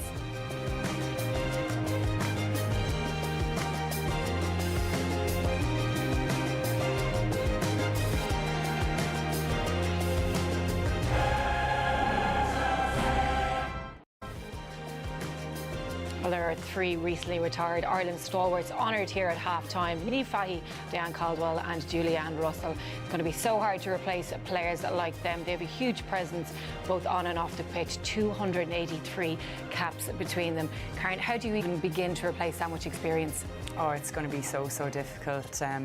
Three absolute stalwarts, and you say on and off the field, like, so good on the field, so much presence. I always talk about Niamh Fahey being, you know, that on-field coach. Obviously, you know, Julianne and Diane, the ultimate professional, and just three people who really knew what it meant to play for the Irish jersey, really fought hard to bring so much to the game, and yeah, they're going to be really, really hard to replace homegrown talent like that. Rihanna, the right time for them to go? I think so. I think obviously not qualifying for the Euros and looking forward to when the next big tournament is going to be. I think that for them, obviously personally in their life outside of football, it was the right decision for them, and obviously wish them all the best. But as Karen says, they're going to be missed massively. I always think of like how helpful Niamh was and Diane was, and even Julianne when I was first in and around the senior team. Like, they were so welcoming and kind of guided me. And as Karen says, Niamh is such a coach on the pitch. Like, she does, you might not see it when you're watching her, but she does so much. Yeah, unbelievable. Okay, well, the teams are ready to go. Let's rejoin Anya and Des now. Thanks, Marie. Welcome back. No changes to report at half-time, though. Just maybe one little note to give you. Aoife Mannion came out before the rest just to do a little bit of jogging on the pitch. Maybe a case simply of something tightening up towards the end of that first half and wanting to stay loose. So we'll keep an eye on her. Early minutes of the second half. And the hope now that Ireland can kick on with the boost of that stoppage time goal in the first half from Ciara Caruso. And how Turkey will deal with the disappointment of that as well, having put in such a disciplined and effective defensive shift for 45 minutes. Let's see how it goes now. Elements will remain a factor. The ball at the feet of Megan Campbell. Shiva looking for that first time layoff towards Rusha Littlejohn. Picked up by Turkoglu. He plays Turkoglu pretty much as the support striker, but hasn't had much ball to work with. Here is Chow. Brought by O'Sullivan, Littlejohn. Dragged back by Turkoglu.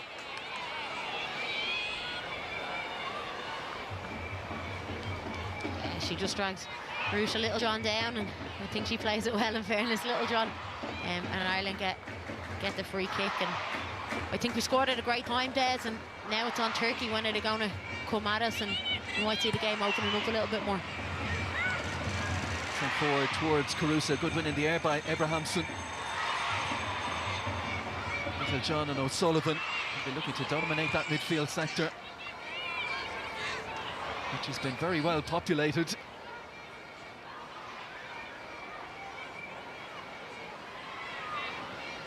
Hope for Carla Ward to guide Ireland back to a World Cup finals. It will be Brazil 2027. Sure, everyone would love a trip there. And of course, back to the Nations League top tier as well. Shiva. Keskin again, that work rate off the right-hand side to get back and deny any route to goal. Yeah, she's come off worse in that 50-50 with Megan Campbell, though. And a Patton pops it into O'Sullivan. Keeps it going right. Heather Payne back to her original position, wide right.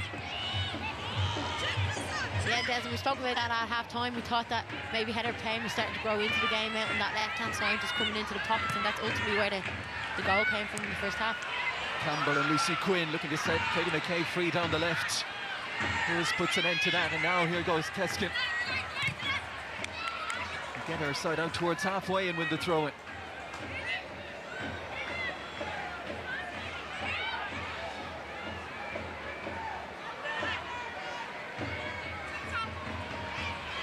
Ireland's fixtures beyond this. We mentioned Slovenia away on Tuesday in April.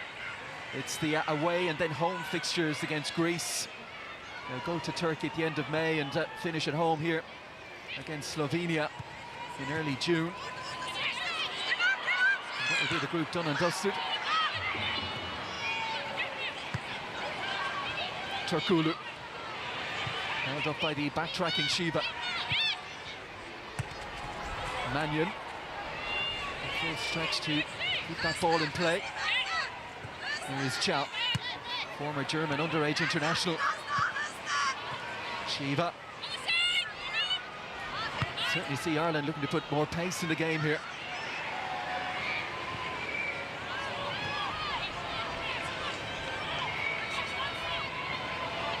Game of cat and mouse begins again for Anna Patton. In she steps, O'Sullivan. Payne has made that run, covered by Abrahamson. Yeah, good step in there by Anna Patton. She asked questions of the two centre forwards and then was able to break lines into Denise O'Sullivan.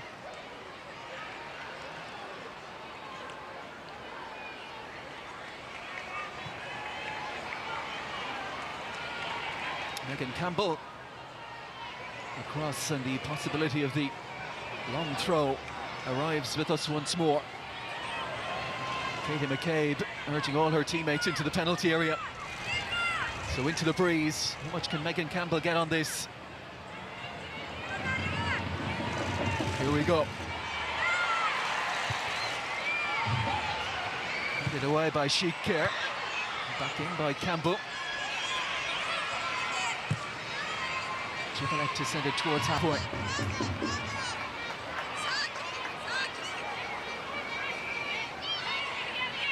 If they can get those throw-ins a little higher up the pitch, certainly the potential to cause a little more damage.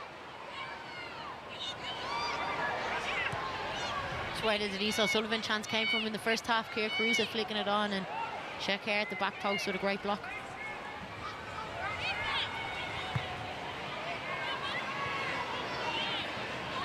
Should say it's not as easy tonight for Megan Campbell. This Tallaght playing surface on and just on the fringes of the pitch has taken a battering over the last 24 hours.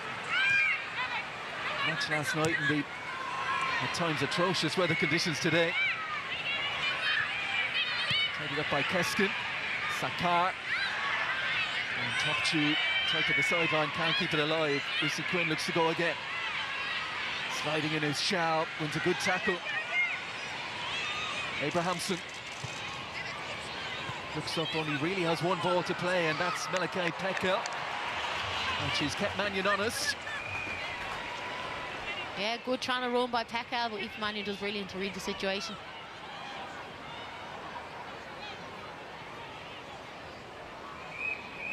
You can see where Nejla Koras has made this Turkish team strong. Two combative centre halves in front of them, Topchu and Chal. And forward players who run and close down. And we don't often see that foul throw given against Bussem Shakir.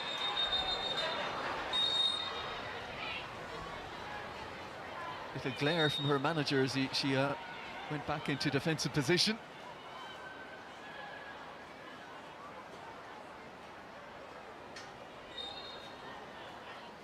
Koras just 43, but stepped into management early. She was around the men's teams in Turkey, the Superliga men's teams, for about 10 years before stepping into international management with initially the Turkish under-15 girls team up to the 17s, 19s, into the top job 5 years ago now.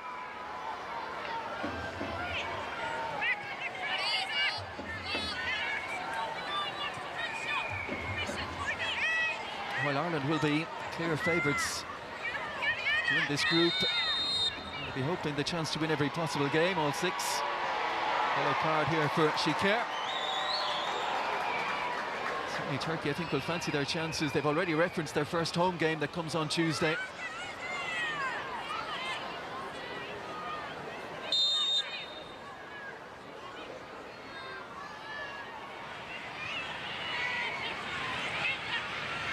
Courtney Brosnan.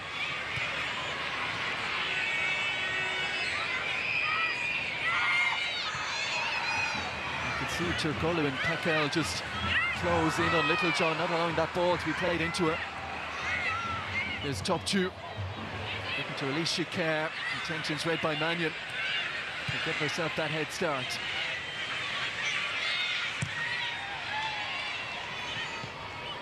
Who steps in. Then overplays it, back to Mannion again.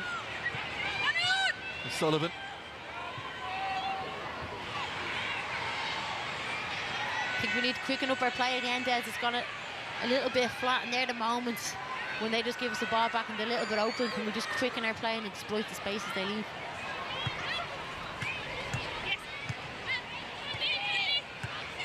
Certainly looks to be something Turkey looked at half-time. Ireland going a lot through Ruesha Littlejohn in the first half, but they're just trying to tempt Anna Patton to play that pass in there and then pounce. Yeah, absolutely. They're just trying to get them to play wide and just trap them in the wide areas and cut off the pitch.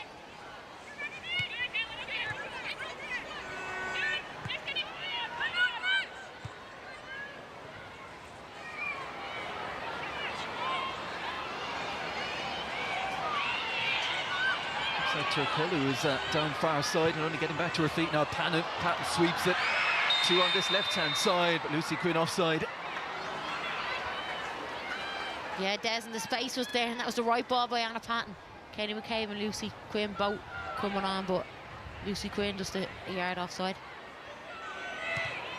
You could see the right back Sakar just attracted into the movement of Marissa Shiva, left that gap.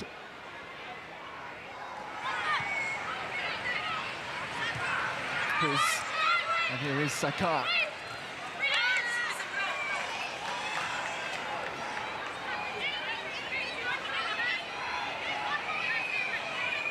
Confident enough display from the rookie right back in just her second cap.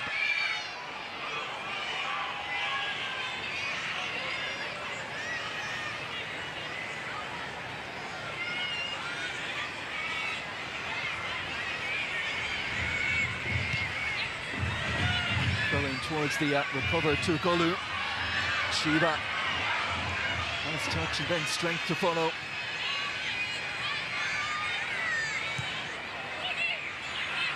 Brosnan. Pekel thought that might be her opportunity. And Patton took that one to the edge before getting it to Mannion. Here's O'Sullivan.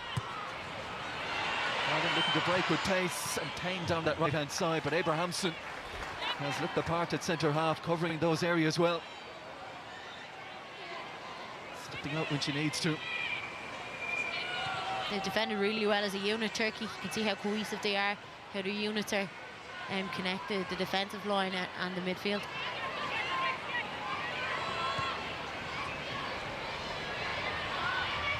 Megan Campbell looks for that disguise ball into Shiva.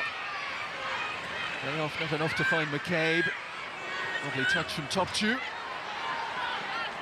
Keskin didn't have a touch to match.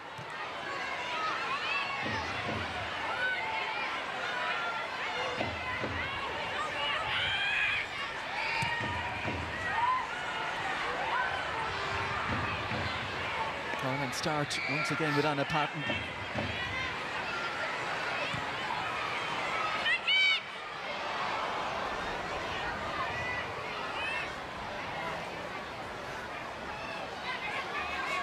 think Sakar got a little bit lucky there. The pass was overhit. She misjudged it. Big win for Megan Campbell. Chukolo on the deck again.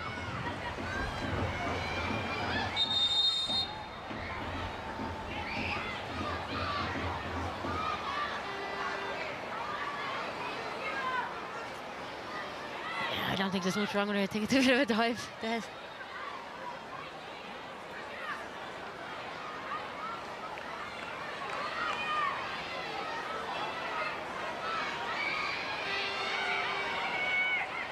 Quinn. Too heavy at a touch, behind for a goal kick. Until that second goal comes, if it comes, it will remain a little bit edgy. Yeah, Des, we didn't create too many goal-scoring opportunities in the first half. The Turkey goalkeeper hasn't had much to do either, so I think maybe that was a discussion at half-time. Stay calm, move the ball quick, and the opportunities will come. That goes.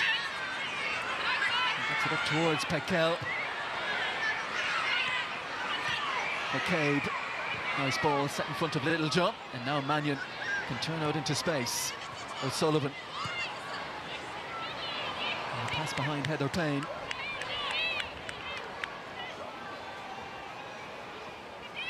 Chal. Lovely turn away from Denise O'Sullivan, worked on by Topchu. Player of the season, as Galatasaray won the league last season. That'll be Topchu. Testing. Looking for that running behind. And Pekel, perpetual motion up there, swings in across. Patton time to take a touch, Campbell likewise. And now Littlejohn.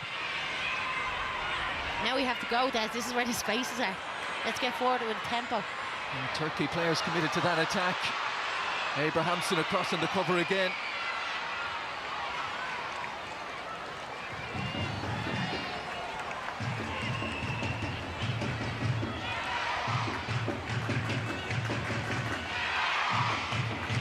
Megan Campbell not taking the option to come forward. So Mannion with the throw in, back to Payne.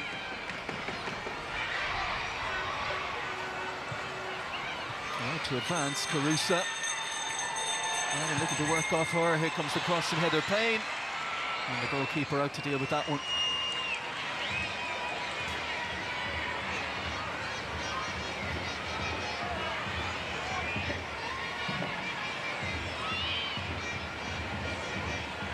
You wonder at what point might Carla Ward be looking towards her substitutes bench just to freshen things up.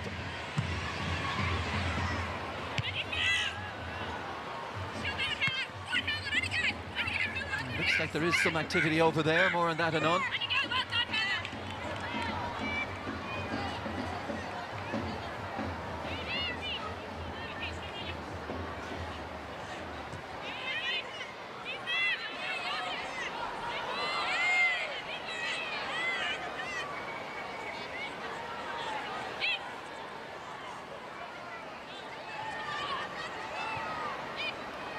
Looks like it's Amber Barrett and Abby Larkin. They're going to be soon thrust into the fray.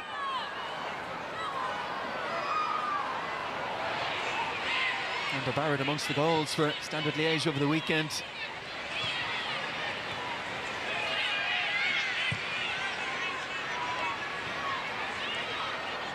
Intercepted by Jivalek. That's been a feature of the night that certainly Carla Ward, I'm sure, when they review the game, will be speaking about passes. Yeah, it's the passing detail, Des, isn't it? That little ball just in front, then that set Katie McCabe away. Lucy Quinn's on the way down that left-hand side, and it's just that final little killer pass that's let us down. You might have too many balls played behind the intended recipient or out of play.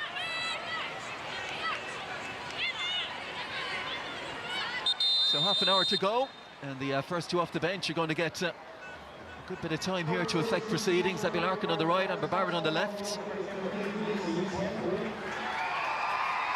Abby Larkin, we know, brings that directness. Yeah, and Abby Larkin loves a little 1v1 in them wide areas as well.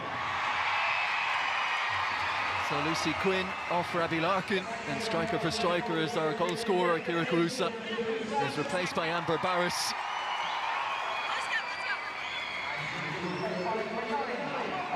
Barrett, scorer of one of the most famous goals in Irish footballing history in Glasgow. Hasn't scored for the national team since the brace here against Zambia in the warm-up to that World Cup. Amber Barrett should be hoping something falls her way tonight. Yeah, and Amber will just need to work on playing in that penalty area as well, but we need to work better in the wide areas, our movements, our passes, to get the ball into the box.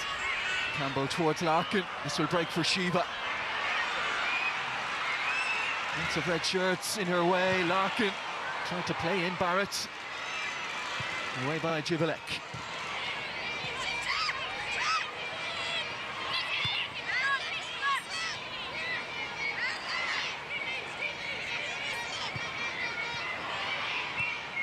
Littlejohn. Shiva dropping in to knit it together again. Campbell on early towards Larkin. McCabe gets ahead of it.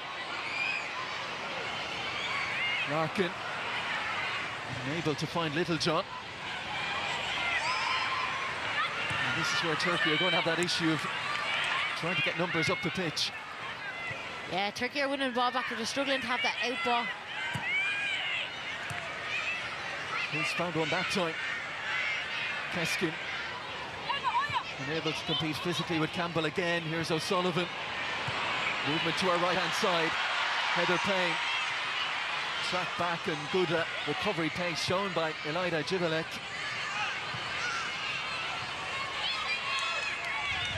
She and Abrahamson, left side of that Turkish defence, have shown up well.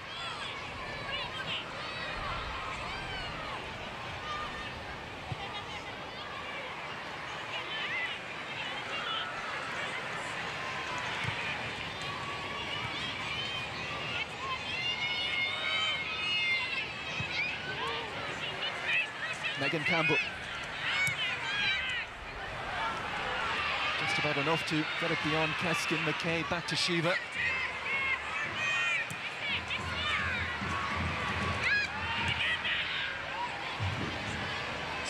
Patton. Barrett's nice layoff, and then it's Littlejohn. The spring O'Sullivan.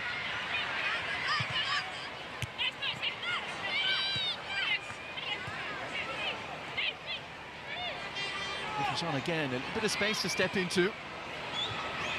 Keskin back on the cover again.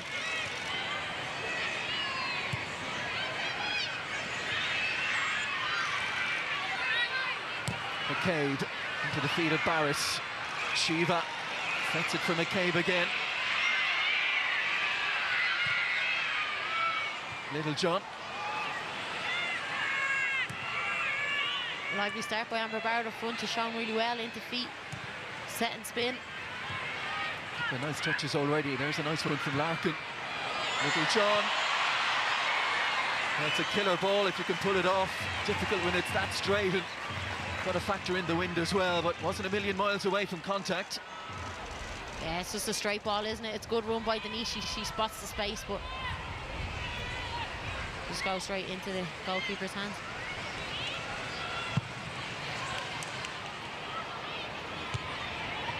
Couple of runs now from Denise O'Sullivan, second half from a little deeper. Lifted forward by Mannion, and that will hold up in the breeze, and Abrahamson will have to play it. Trouble by Barris.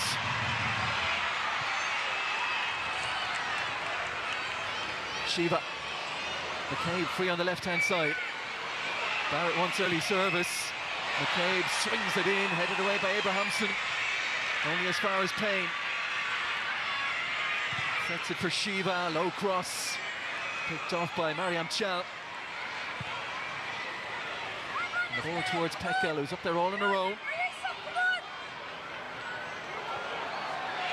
Fancies a little run at Mannion here, gets her crossing, Keskin.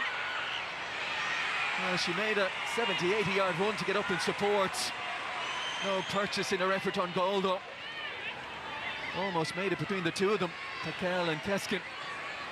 Yeah, it's just something to be aware of, that Turkey can be dangerous on this counter-attack as well. I think that's why we need that second goal.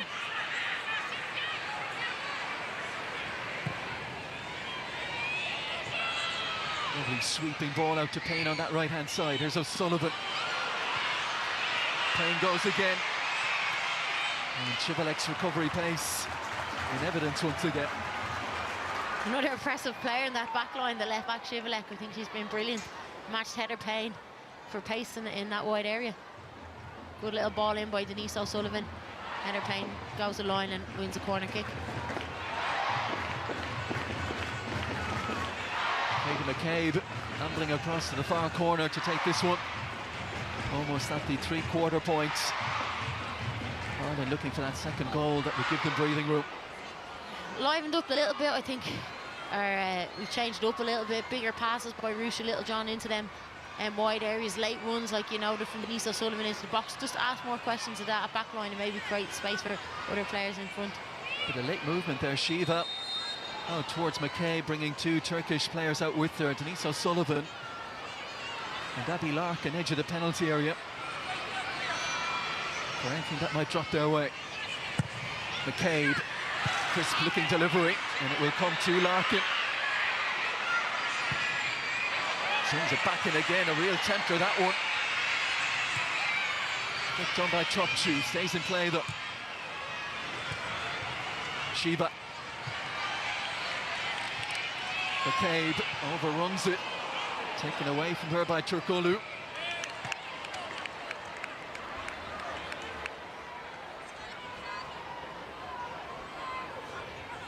Mannion, Patton and Co racing back to their defensive positions.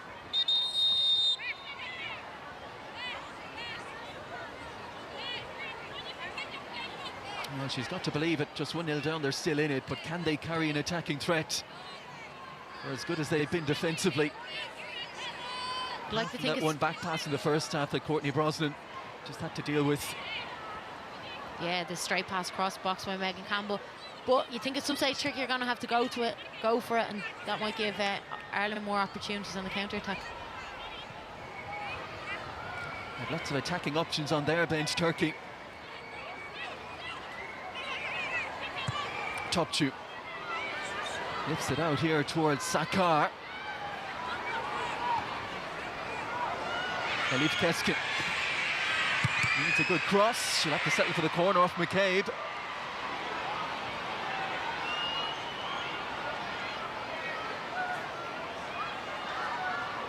Now this is a chance for that hard-working defence to come forward and try and cause some problems for Courtney Brosnan. The in-swinging delivery on the way from the impressive Jivalek. Same setup, runners from deep. That one caught in the air, Brosnan gets her hand to it. Out for another corner. Good hand to it by Courtney Brosnan, just dominating that 6-yard box.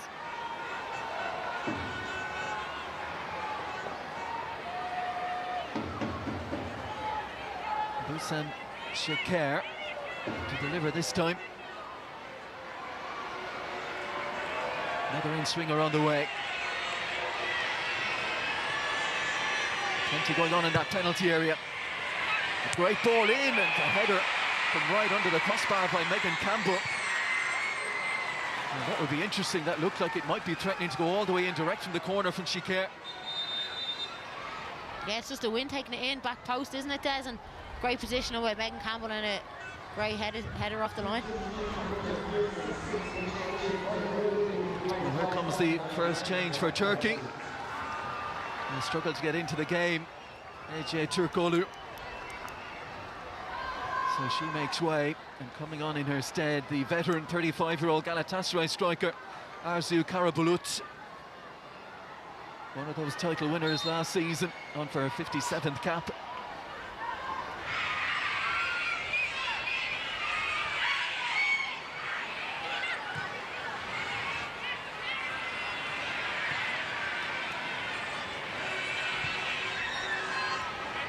For now, she has taken up station on the left-hand side with Sheker moving more centrally. Amber Barrett back to goal, spins well. Heather Payne struggling to get the better of Jivalek. And the left back with a chance to break now. Numbers looking to get up in support in towards Sheker. And were it not for the late arrival of Katie McCabe there, Shikar would have been in against Courtney Brosnan one-on-one.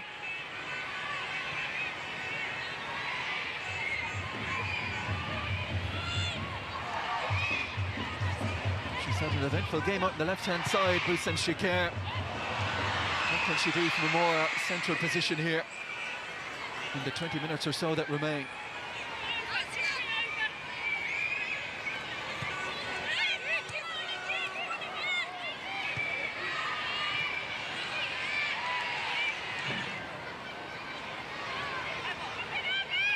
Mannion. A misunderstanding with Shiva.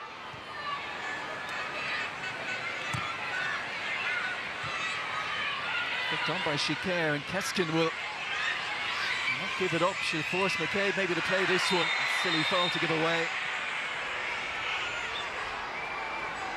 And McCabe pinned in by the corner flag. Yeah, Katie McCabe's going nowhere to a silly push in the back, but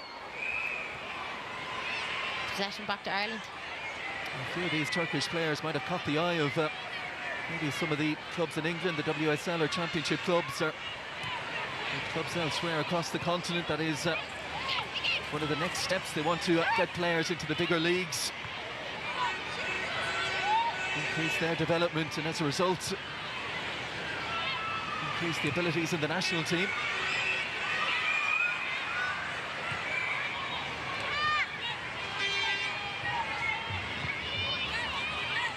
Ethan Mannion.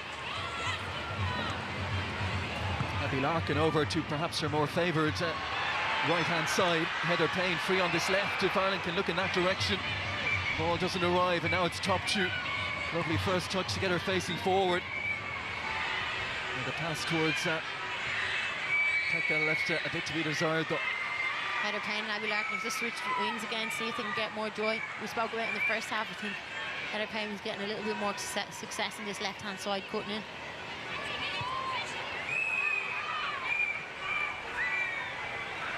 Just at the moment, you see Marissa Shiva pushed almost into a front two with Amber Barrett.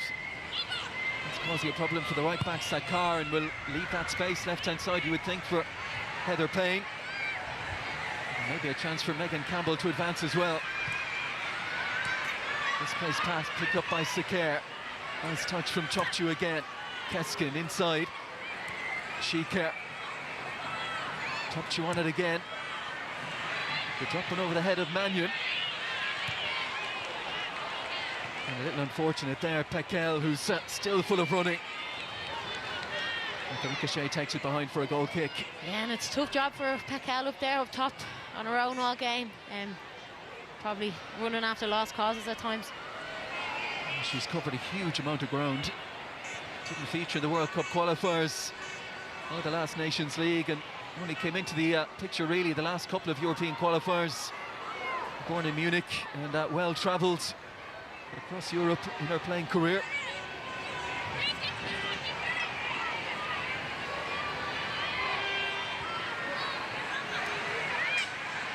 Megan Campbell. Payne, lovely turn. Topchu doubling up with Sakar. Here's Katie McCabe. Away from Huz. Here comes the cross towards the back. Headed away only as far as Barrett, who couldn't keep her effort on target. First time we've really seen Katie McCabe in that position. Heather Payne outnumbered. Chal plays it out. Picked up by Pekel. Chal again. Topchu. Well worked move down there. The situations we need to get ourselves in more often. Heather Payne coming inside, finding Rushu, plays it into Katie McCabe, and a good ball in, and Amber Parrott just got caught under it.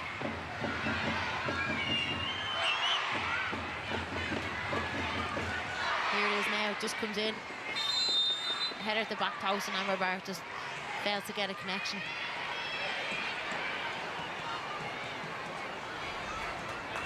More changes on the way. Time for Megan Campbell, or Megan Connolly rather, to replace Rusha Littlejohn in that Irish midfield. Plying her trade in Italy these days with Lazio. Megan Connolly, where she's a regular starter in the middle of a back three.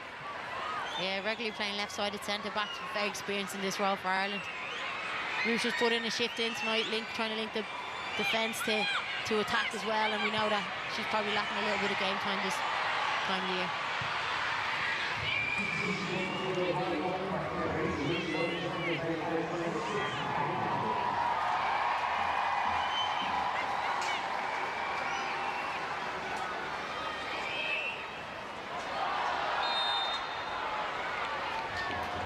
And Jivelek penalised this time.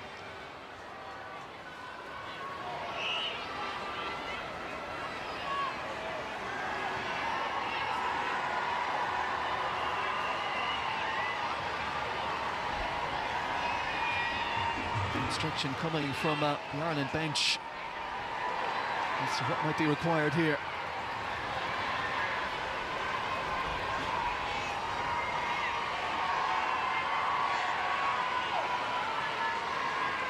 After Carla Ward coming in, new into the job, not long in the job. The performance can be worked on. You just want to start with that victory to keep the mood high. She's been very positive around the camp. O'Sullivan sets it back for McCabe. Floats it into the penalty area. Excellent bit of work by the right back, Fatma Sekar. Knew she was going to get clattered here.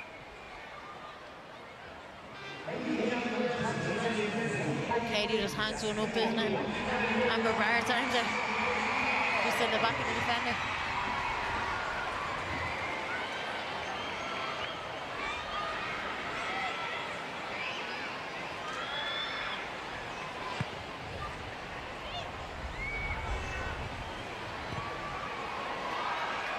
Crowd confirmed as breaking the 8,000 mark barrier, 8,071.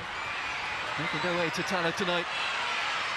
The vast majority cheer on the girls in green to that's closing in on a victory here. Jivelek frustrated by O'Sullivan protecting the ball, went in.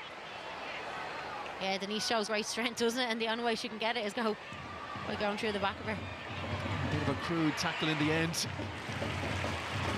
And McCabe already on her way. Good angle for a dangerous delivery here.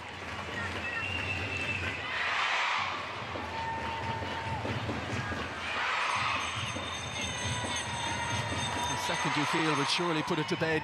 Just over 10 to go. Can they find it here? Megan Campbell around the back. Connolly, Patton, Barrett, Mannion all in there. Again, Larkin and O'Sullivan taking up station on the edge.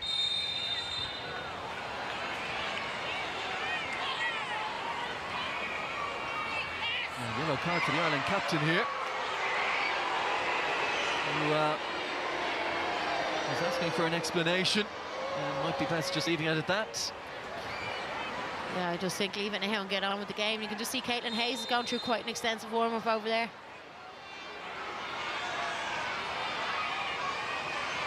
Plenty for the referee to keep an eye on here. McCabe, too deep.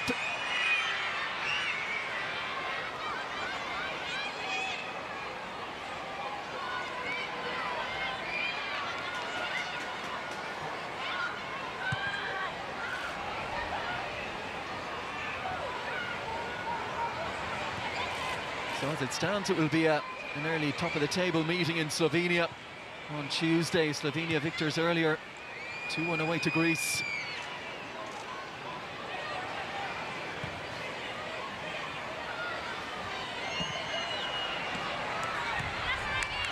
And it's going to be an important few days as well for Carla Ward, as we've mentioned on a few occasions, not in the job long, so these next few days, apart from the travel, of course, that would be necessitated, be a chance for her to get even more acquainted with her new charges. Double change on the way for Turkey as they look for this goal.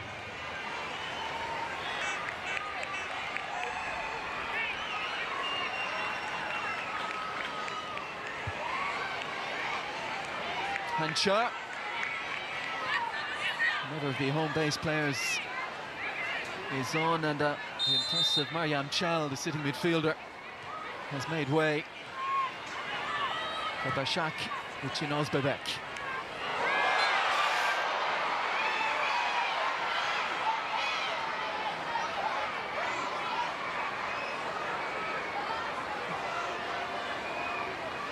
Jesus, Fulham who just gets caught right in the back. It's just a shoulder, right in the middle of the shoulder blades. She might be in danger of marking her debut with a quick-fire yellow card here. Ichinozbebek, no intention of playing the ball there whatsoever.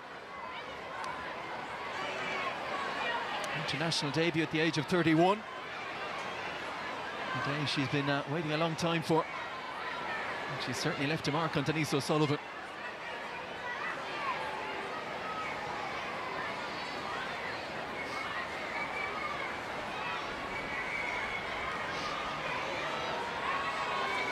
Be interesting now, Des, if we do see Turkey go for a little bit more, if there'll be a little bit more change formation. They'll put 2 strikers up top. Or they're just going to be happy with the 1-0.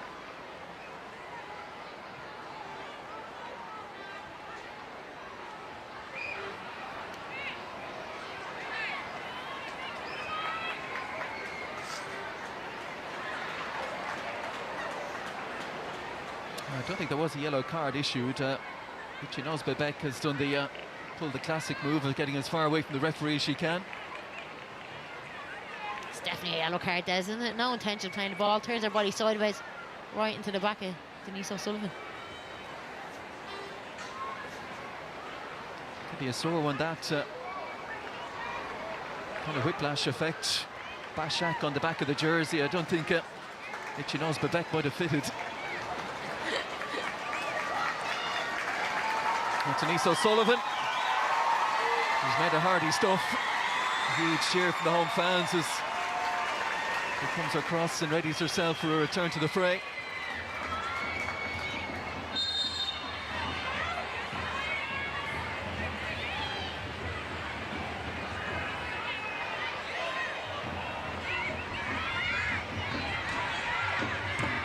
Megan Campbell drills it into that breeze, away by Sakar. Connolly gets a touch. Ichinozbebek towards her fellow recent arrival.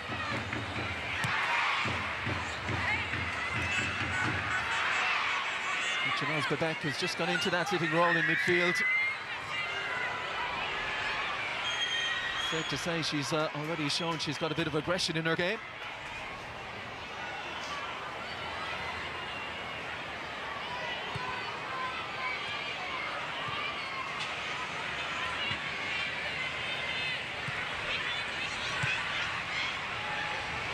Connolly providing that link, working it on to Mannion.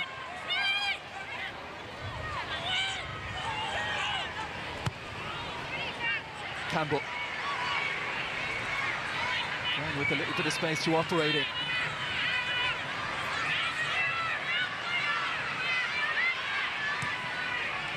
Payne. And both full-backs have been snappy in the tackle.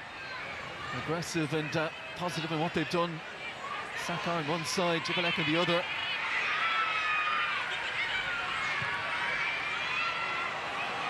Now this will break for Hanchar. Scored a goal down in Cork at Turner's Cross in an underage elite phase Euro qualifier against Ireland in the past. Heather Hanchar. Megan Campbell's down now. It's a foul there by Megan Connolly. Just feeling that thigh again, Megan Campbell. That was strapped up in the first half.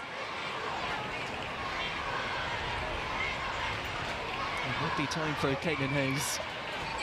Yeah, she's been warming up for a while down there, Des. Doing quite an extensive warm-up, so maybe it was a decision that was already been made. Made a big impact at Celtic. The Warrington-born centre half. And now with Brighton.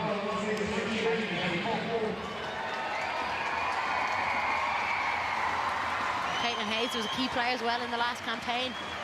Scored some goals from set pieces. She made her debut in that game against Northern Ireland in the autumn of 2023. Played all 8 of the Euro qualifiers. Nations League goals as well against Hungary and Northern Ireland in that inaugural campaign, Caitlin Hayes. Megan Campbell for her on her return to the starting 11. Almost a full game here. Caitlin Hayes on for the minutes that remain.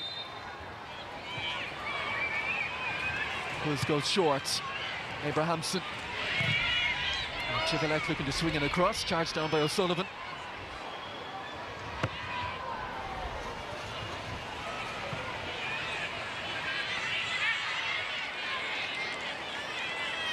Well, that's the next step, isn't it? If you're in the Turkish manager's shoes, we've seen it with Ireland when you step up a level, as Ireland did, into League A of the Nations League, and with top 10 sides that defensively you try and get that right, but you've got to then find a way to become an attacking force.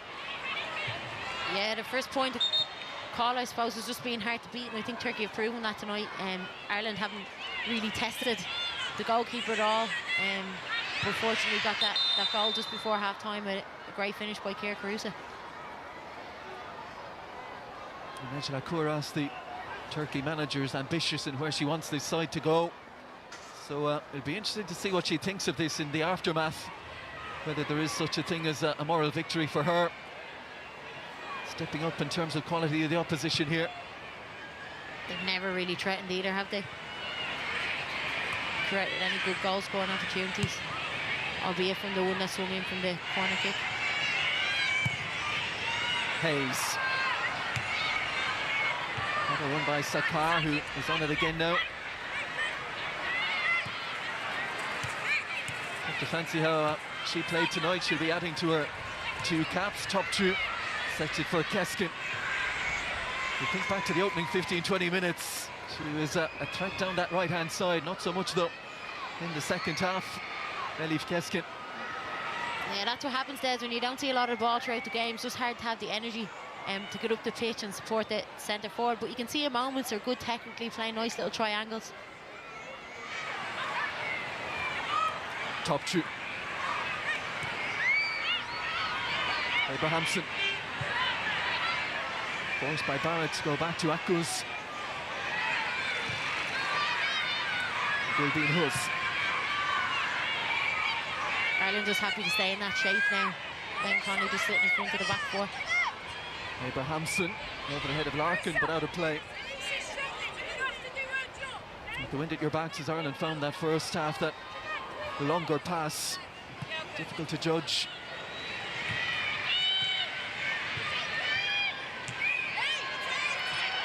'90th minute, Ireland closing in on an opening victory.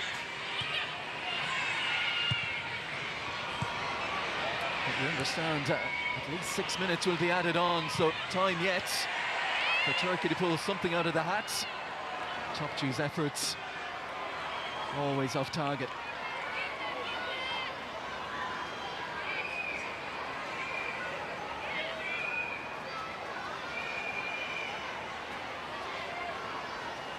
Here's Top Q. I think it's a bit ambitious, isn't it, Des? Such has been their lack of efforts on goal. No surprise she took it on. Hanchar won the header. Away in the half volley by McCabe. Hanchar again. It's a dangerous looking ball, and Borsnet had to be quick off her line there. CK closing in. CK's now cramping as a result of that run, and it was a dangerous ball in behind, and credit to Courtney, she had to stay alert. She hasn't had a lot to do in this game, and she comes up and sweeps it. Almost a perfect pass, a little bit of check on it as well. It just skidded through into the waiting gloves of Courtney Brosnan. Closing in on her 18th clean sheet and her 44th cap. The Everton goalkeeper. Hanchar shifted it beautifully. So a yellow card for Caitlin Hayes.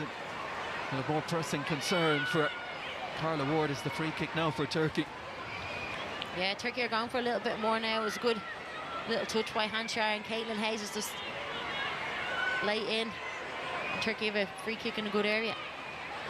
And she's shown a few nice touches since her recent arrival, Kader Hanchar. Not the easiest of free kicks to execute in a fairly central position. Top 2 steps up, bends it in. Where's this going to bounce? Oh! Just wide. just wide from the substitute Cara Bulut. And that's the danger of a ball into a crowded penalty area. It can bounce anywhere, fall for anyone. And the wind playing havoc, and that's a golden opportunity for the substitute. And fortunately for Ireland, she just doesn't hit the target. And the first touch came off her, and then just stretching with the second to try and control a touch goalwards. As close as they've come. Ireland scored in first half stoppage time. Turkey looking for that equaliser in second half stoppage time, of which there is still 4 minutes to go. You'll get your player of the match in a moment or two. Anya, leave you dwell on that.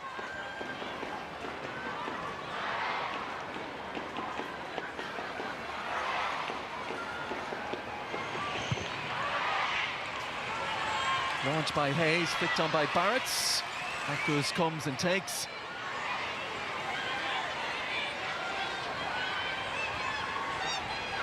And with time of the essence, urges her teammates forward. Launches it high into the night sky.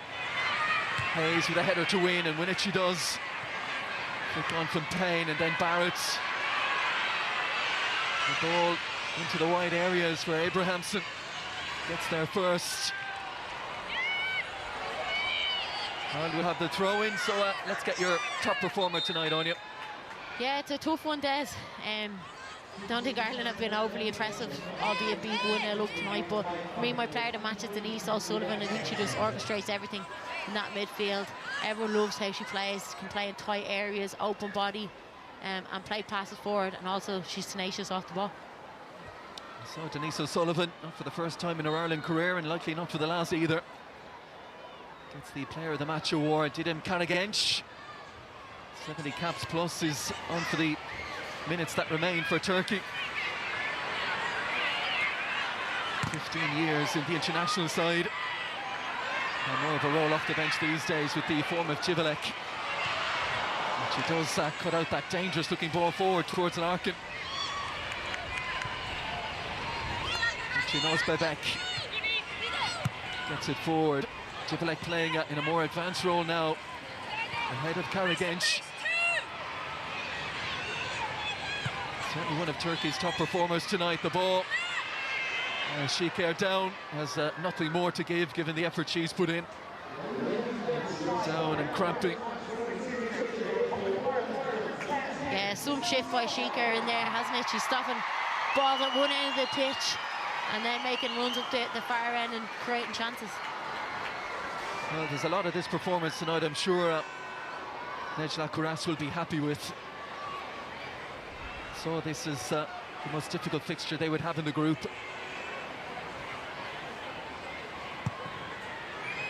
Looks like it will end in defeat, but they've given their all for the cause. Hayes hooks it away. Maybe still time for another chance though. Karagenç looks to get on with the throw-in quickly.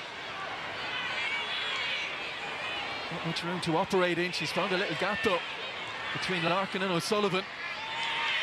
Civelek, no gap for her though. But she knows Bebek. Abrahamson, who's Fatma Sakar. Akuz and Abrahamson again. Drops the shoulder, comes inside and away from O'Sullivan. Good ball out to the right-hand side again. Sakar. Away by Connolly. Topchu. Sakar wrapping the right foot around it. The wind catches it and takes it straight into the gloves of Courtney Brosnan. And that might well be it. They've given it a go late on here, Turkey. Just haven't had that quality in the final third though. Like we thought, Des, but I think you can argue that they've had the best chance in this second half for Cara Bulut.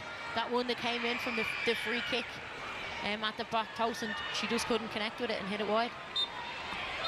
Yeah, a strange night where maybe Ireland, as the victors, might not be the side best pleased with their performance.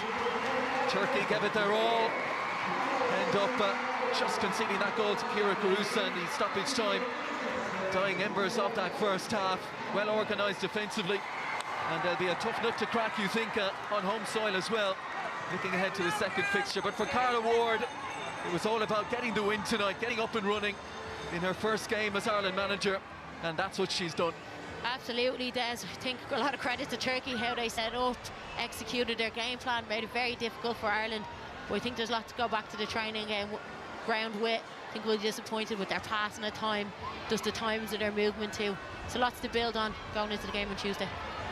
Yeah, the game's coming thick and fast. Slovenia away on Tuesday. Do join us for that one as well. And you would expect as Carla Ward beds into this new job now, there will be better to come from Ireland down the line. But a win is a win, and it is a win tonight. The Republic of Ireland beating Turkey by 1-0. Marie. Great stuff, Anya and Des. Thank you for all of that. And as you said, it was a win, a much needed win. And Carla Ward has got off to that start that she wanted to. Second on the table, thanks to 2 goals scored, but it's Slovenia who are ahead of the Republic of Ireland and are the next opposition. Karen, there's a lot to take away from that, and I think crucially there'll be a lot to learn. Yeah, big time. Carla referenced before the match that she had 2 training sessions to pick a team. I think she'll be itching to get them back on the training pitch now. I think there's a lot of takeaways. I think we probably tried to play too prescriptively to how she wanted. It was always predictable, coming inside, trying to get the bounce pass outside.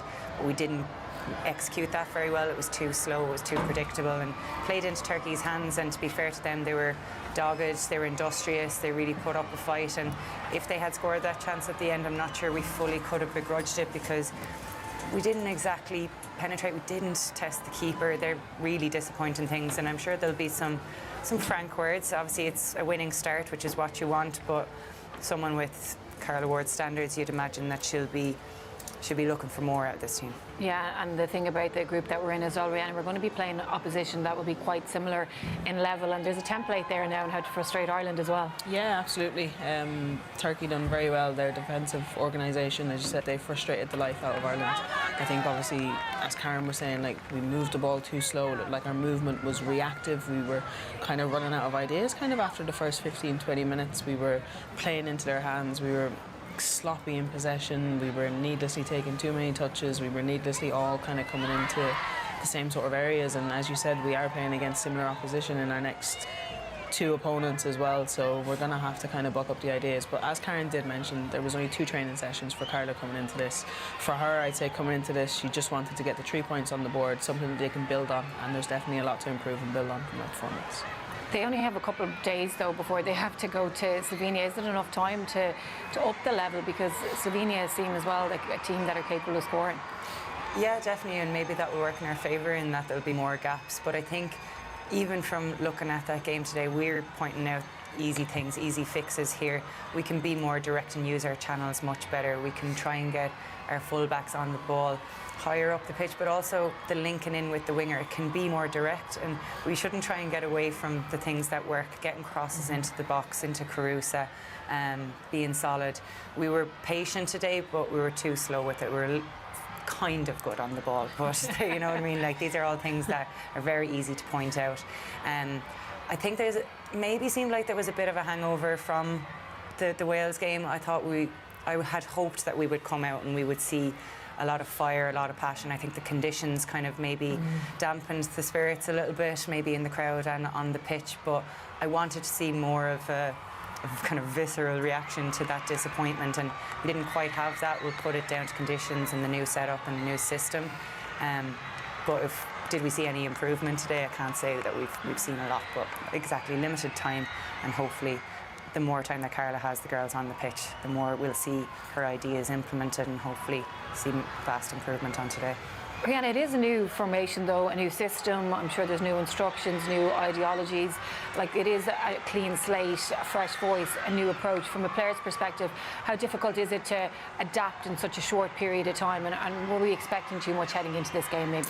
Maybe we were expecting a little bit too much kind of from the first game, but obviously they are ranked so much lower than us. I think that the formation, it's a standard formation, 4 at the back, holding midfielder, 2 10s. It's a formation that a lot of players have played over the years and are probably playing with their club, so I don't think we can blame the adjustment of getting used to a new formation. I said we've all played that in our careers. I think if we look back on recent campaigns, we've always struggled against teams that sit in against us, so maybe we've kind of looked too far past that. I think that we've only kind of kicked on in games when we've managed to kind of score and kind of build that momentum. Obviously, with the goal coming just before half-time, there's no time to build on. We didn't really have momentum before they scored in the first place, so I think maybe that has kind of set the tone for the second half as well.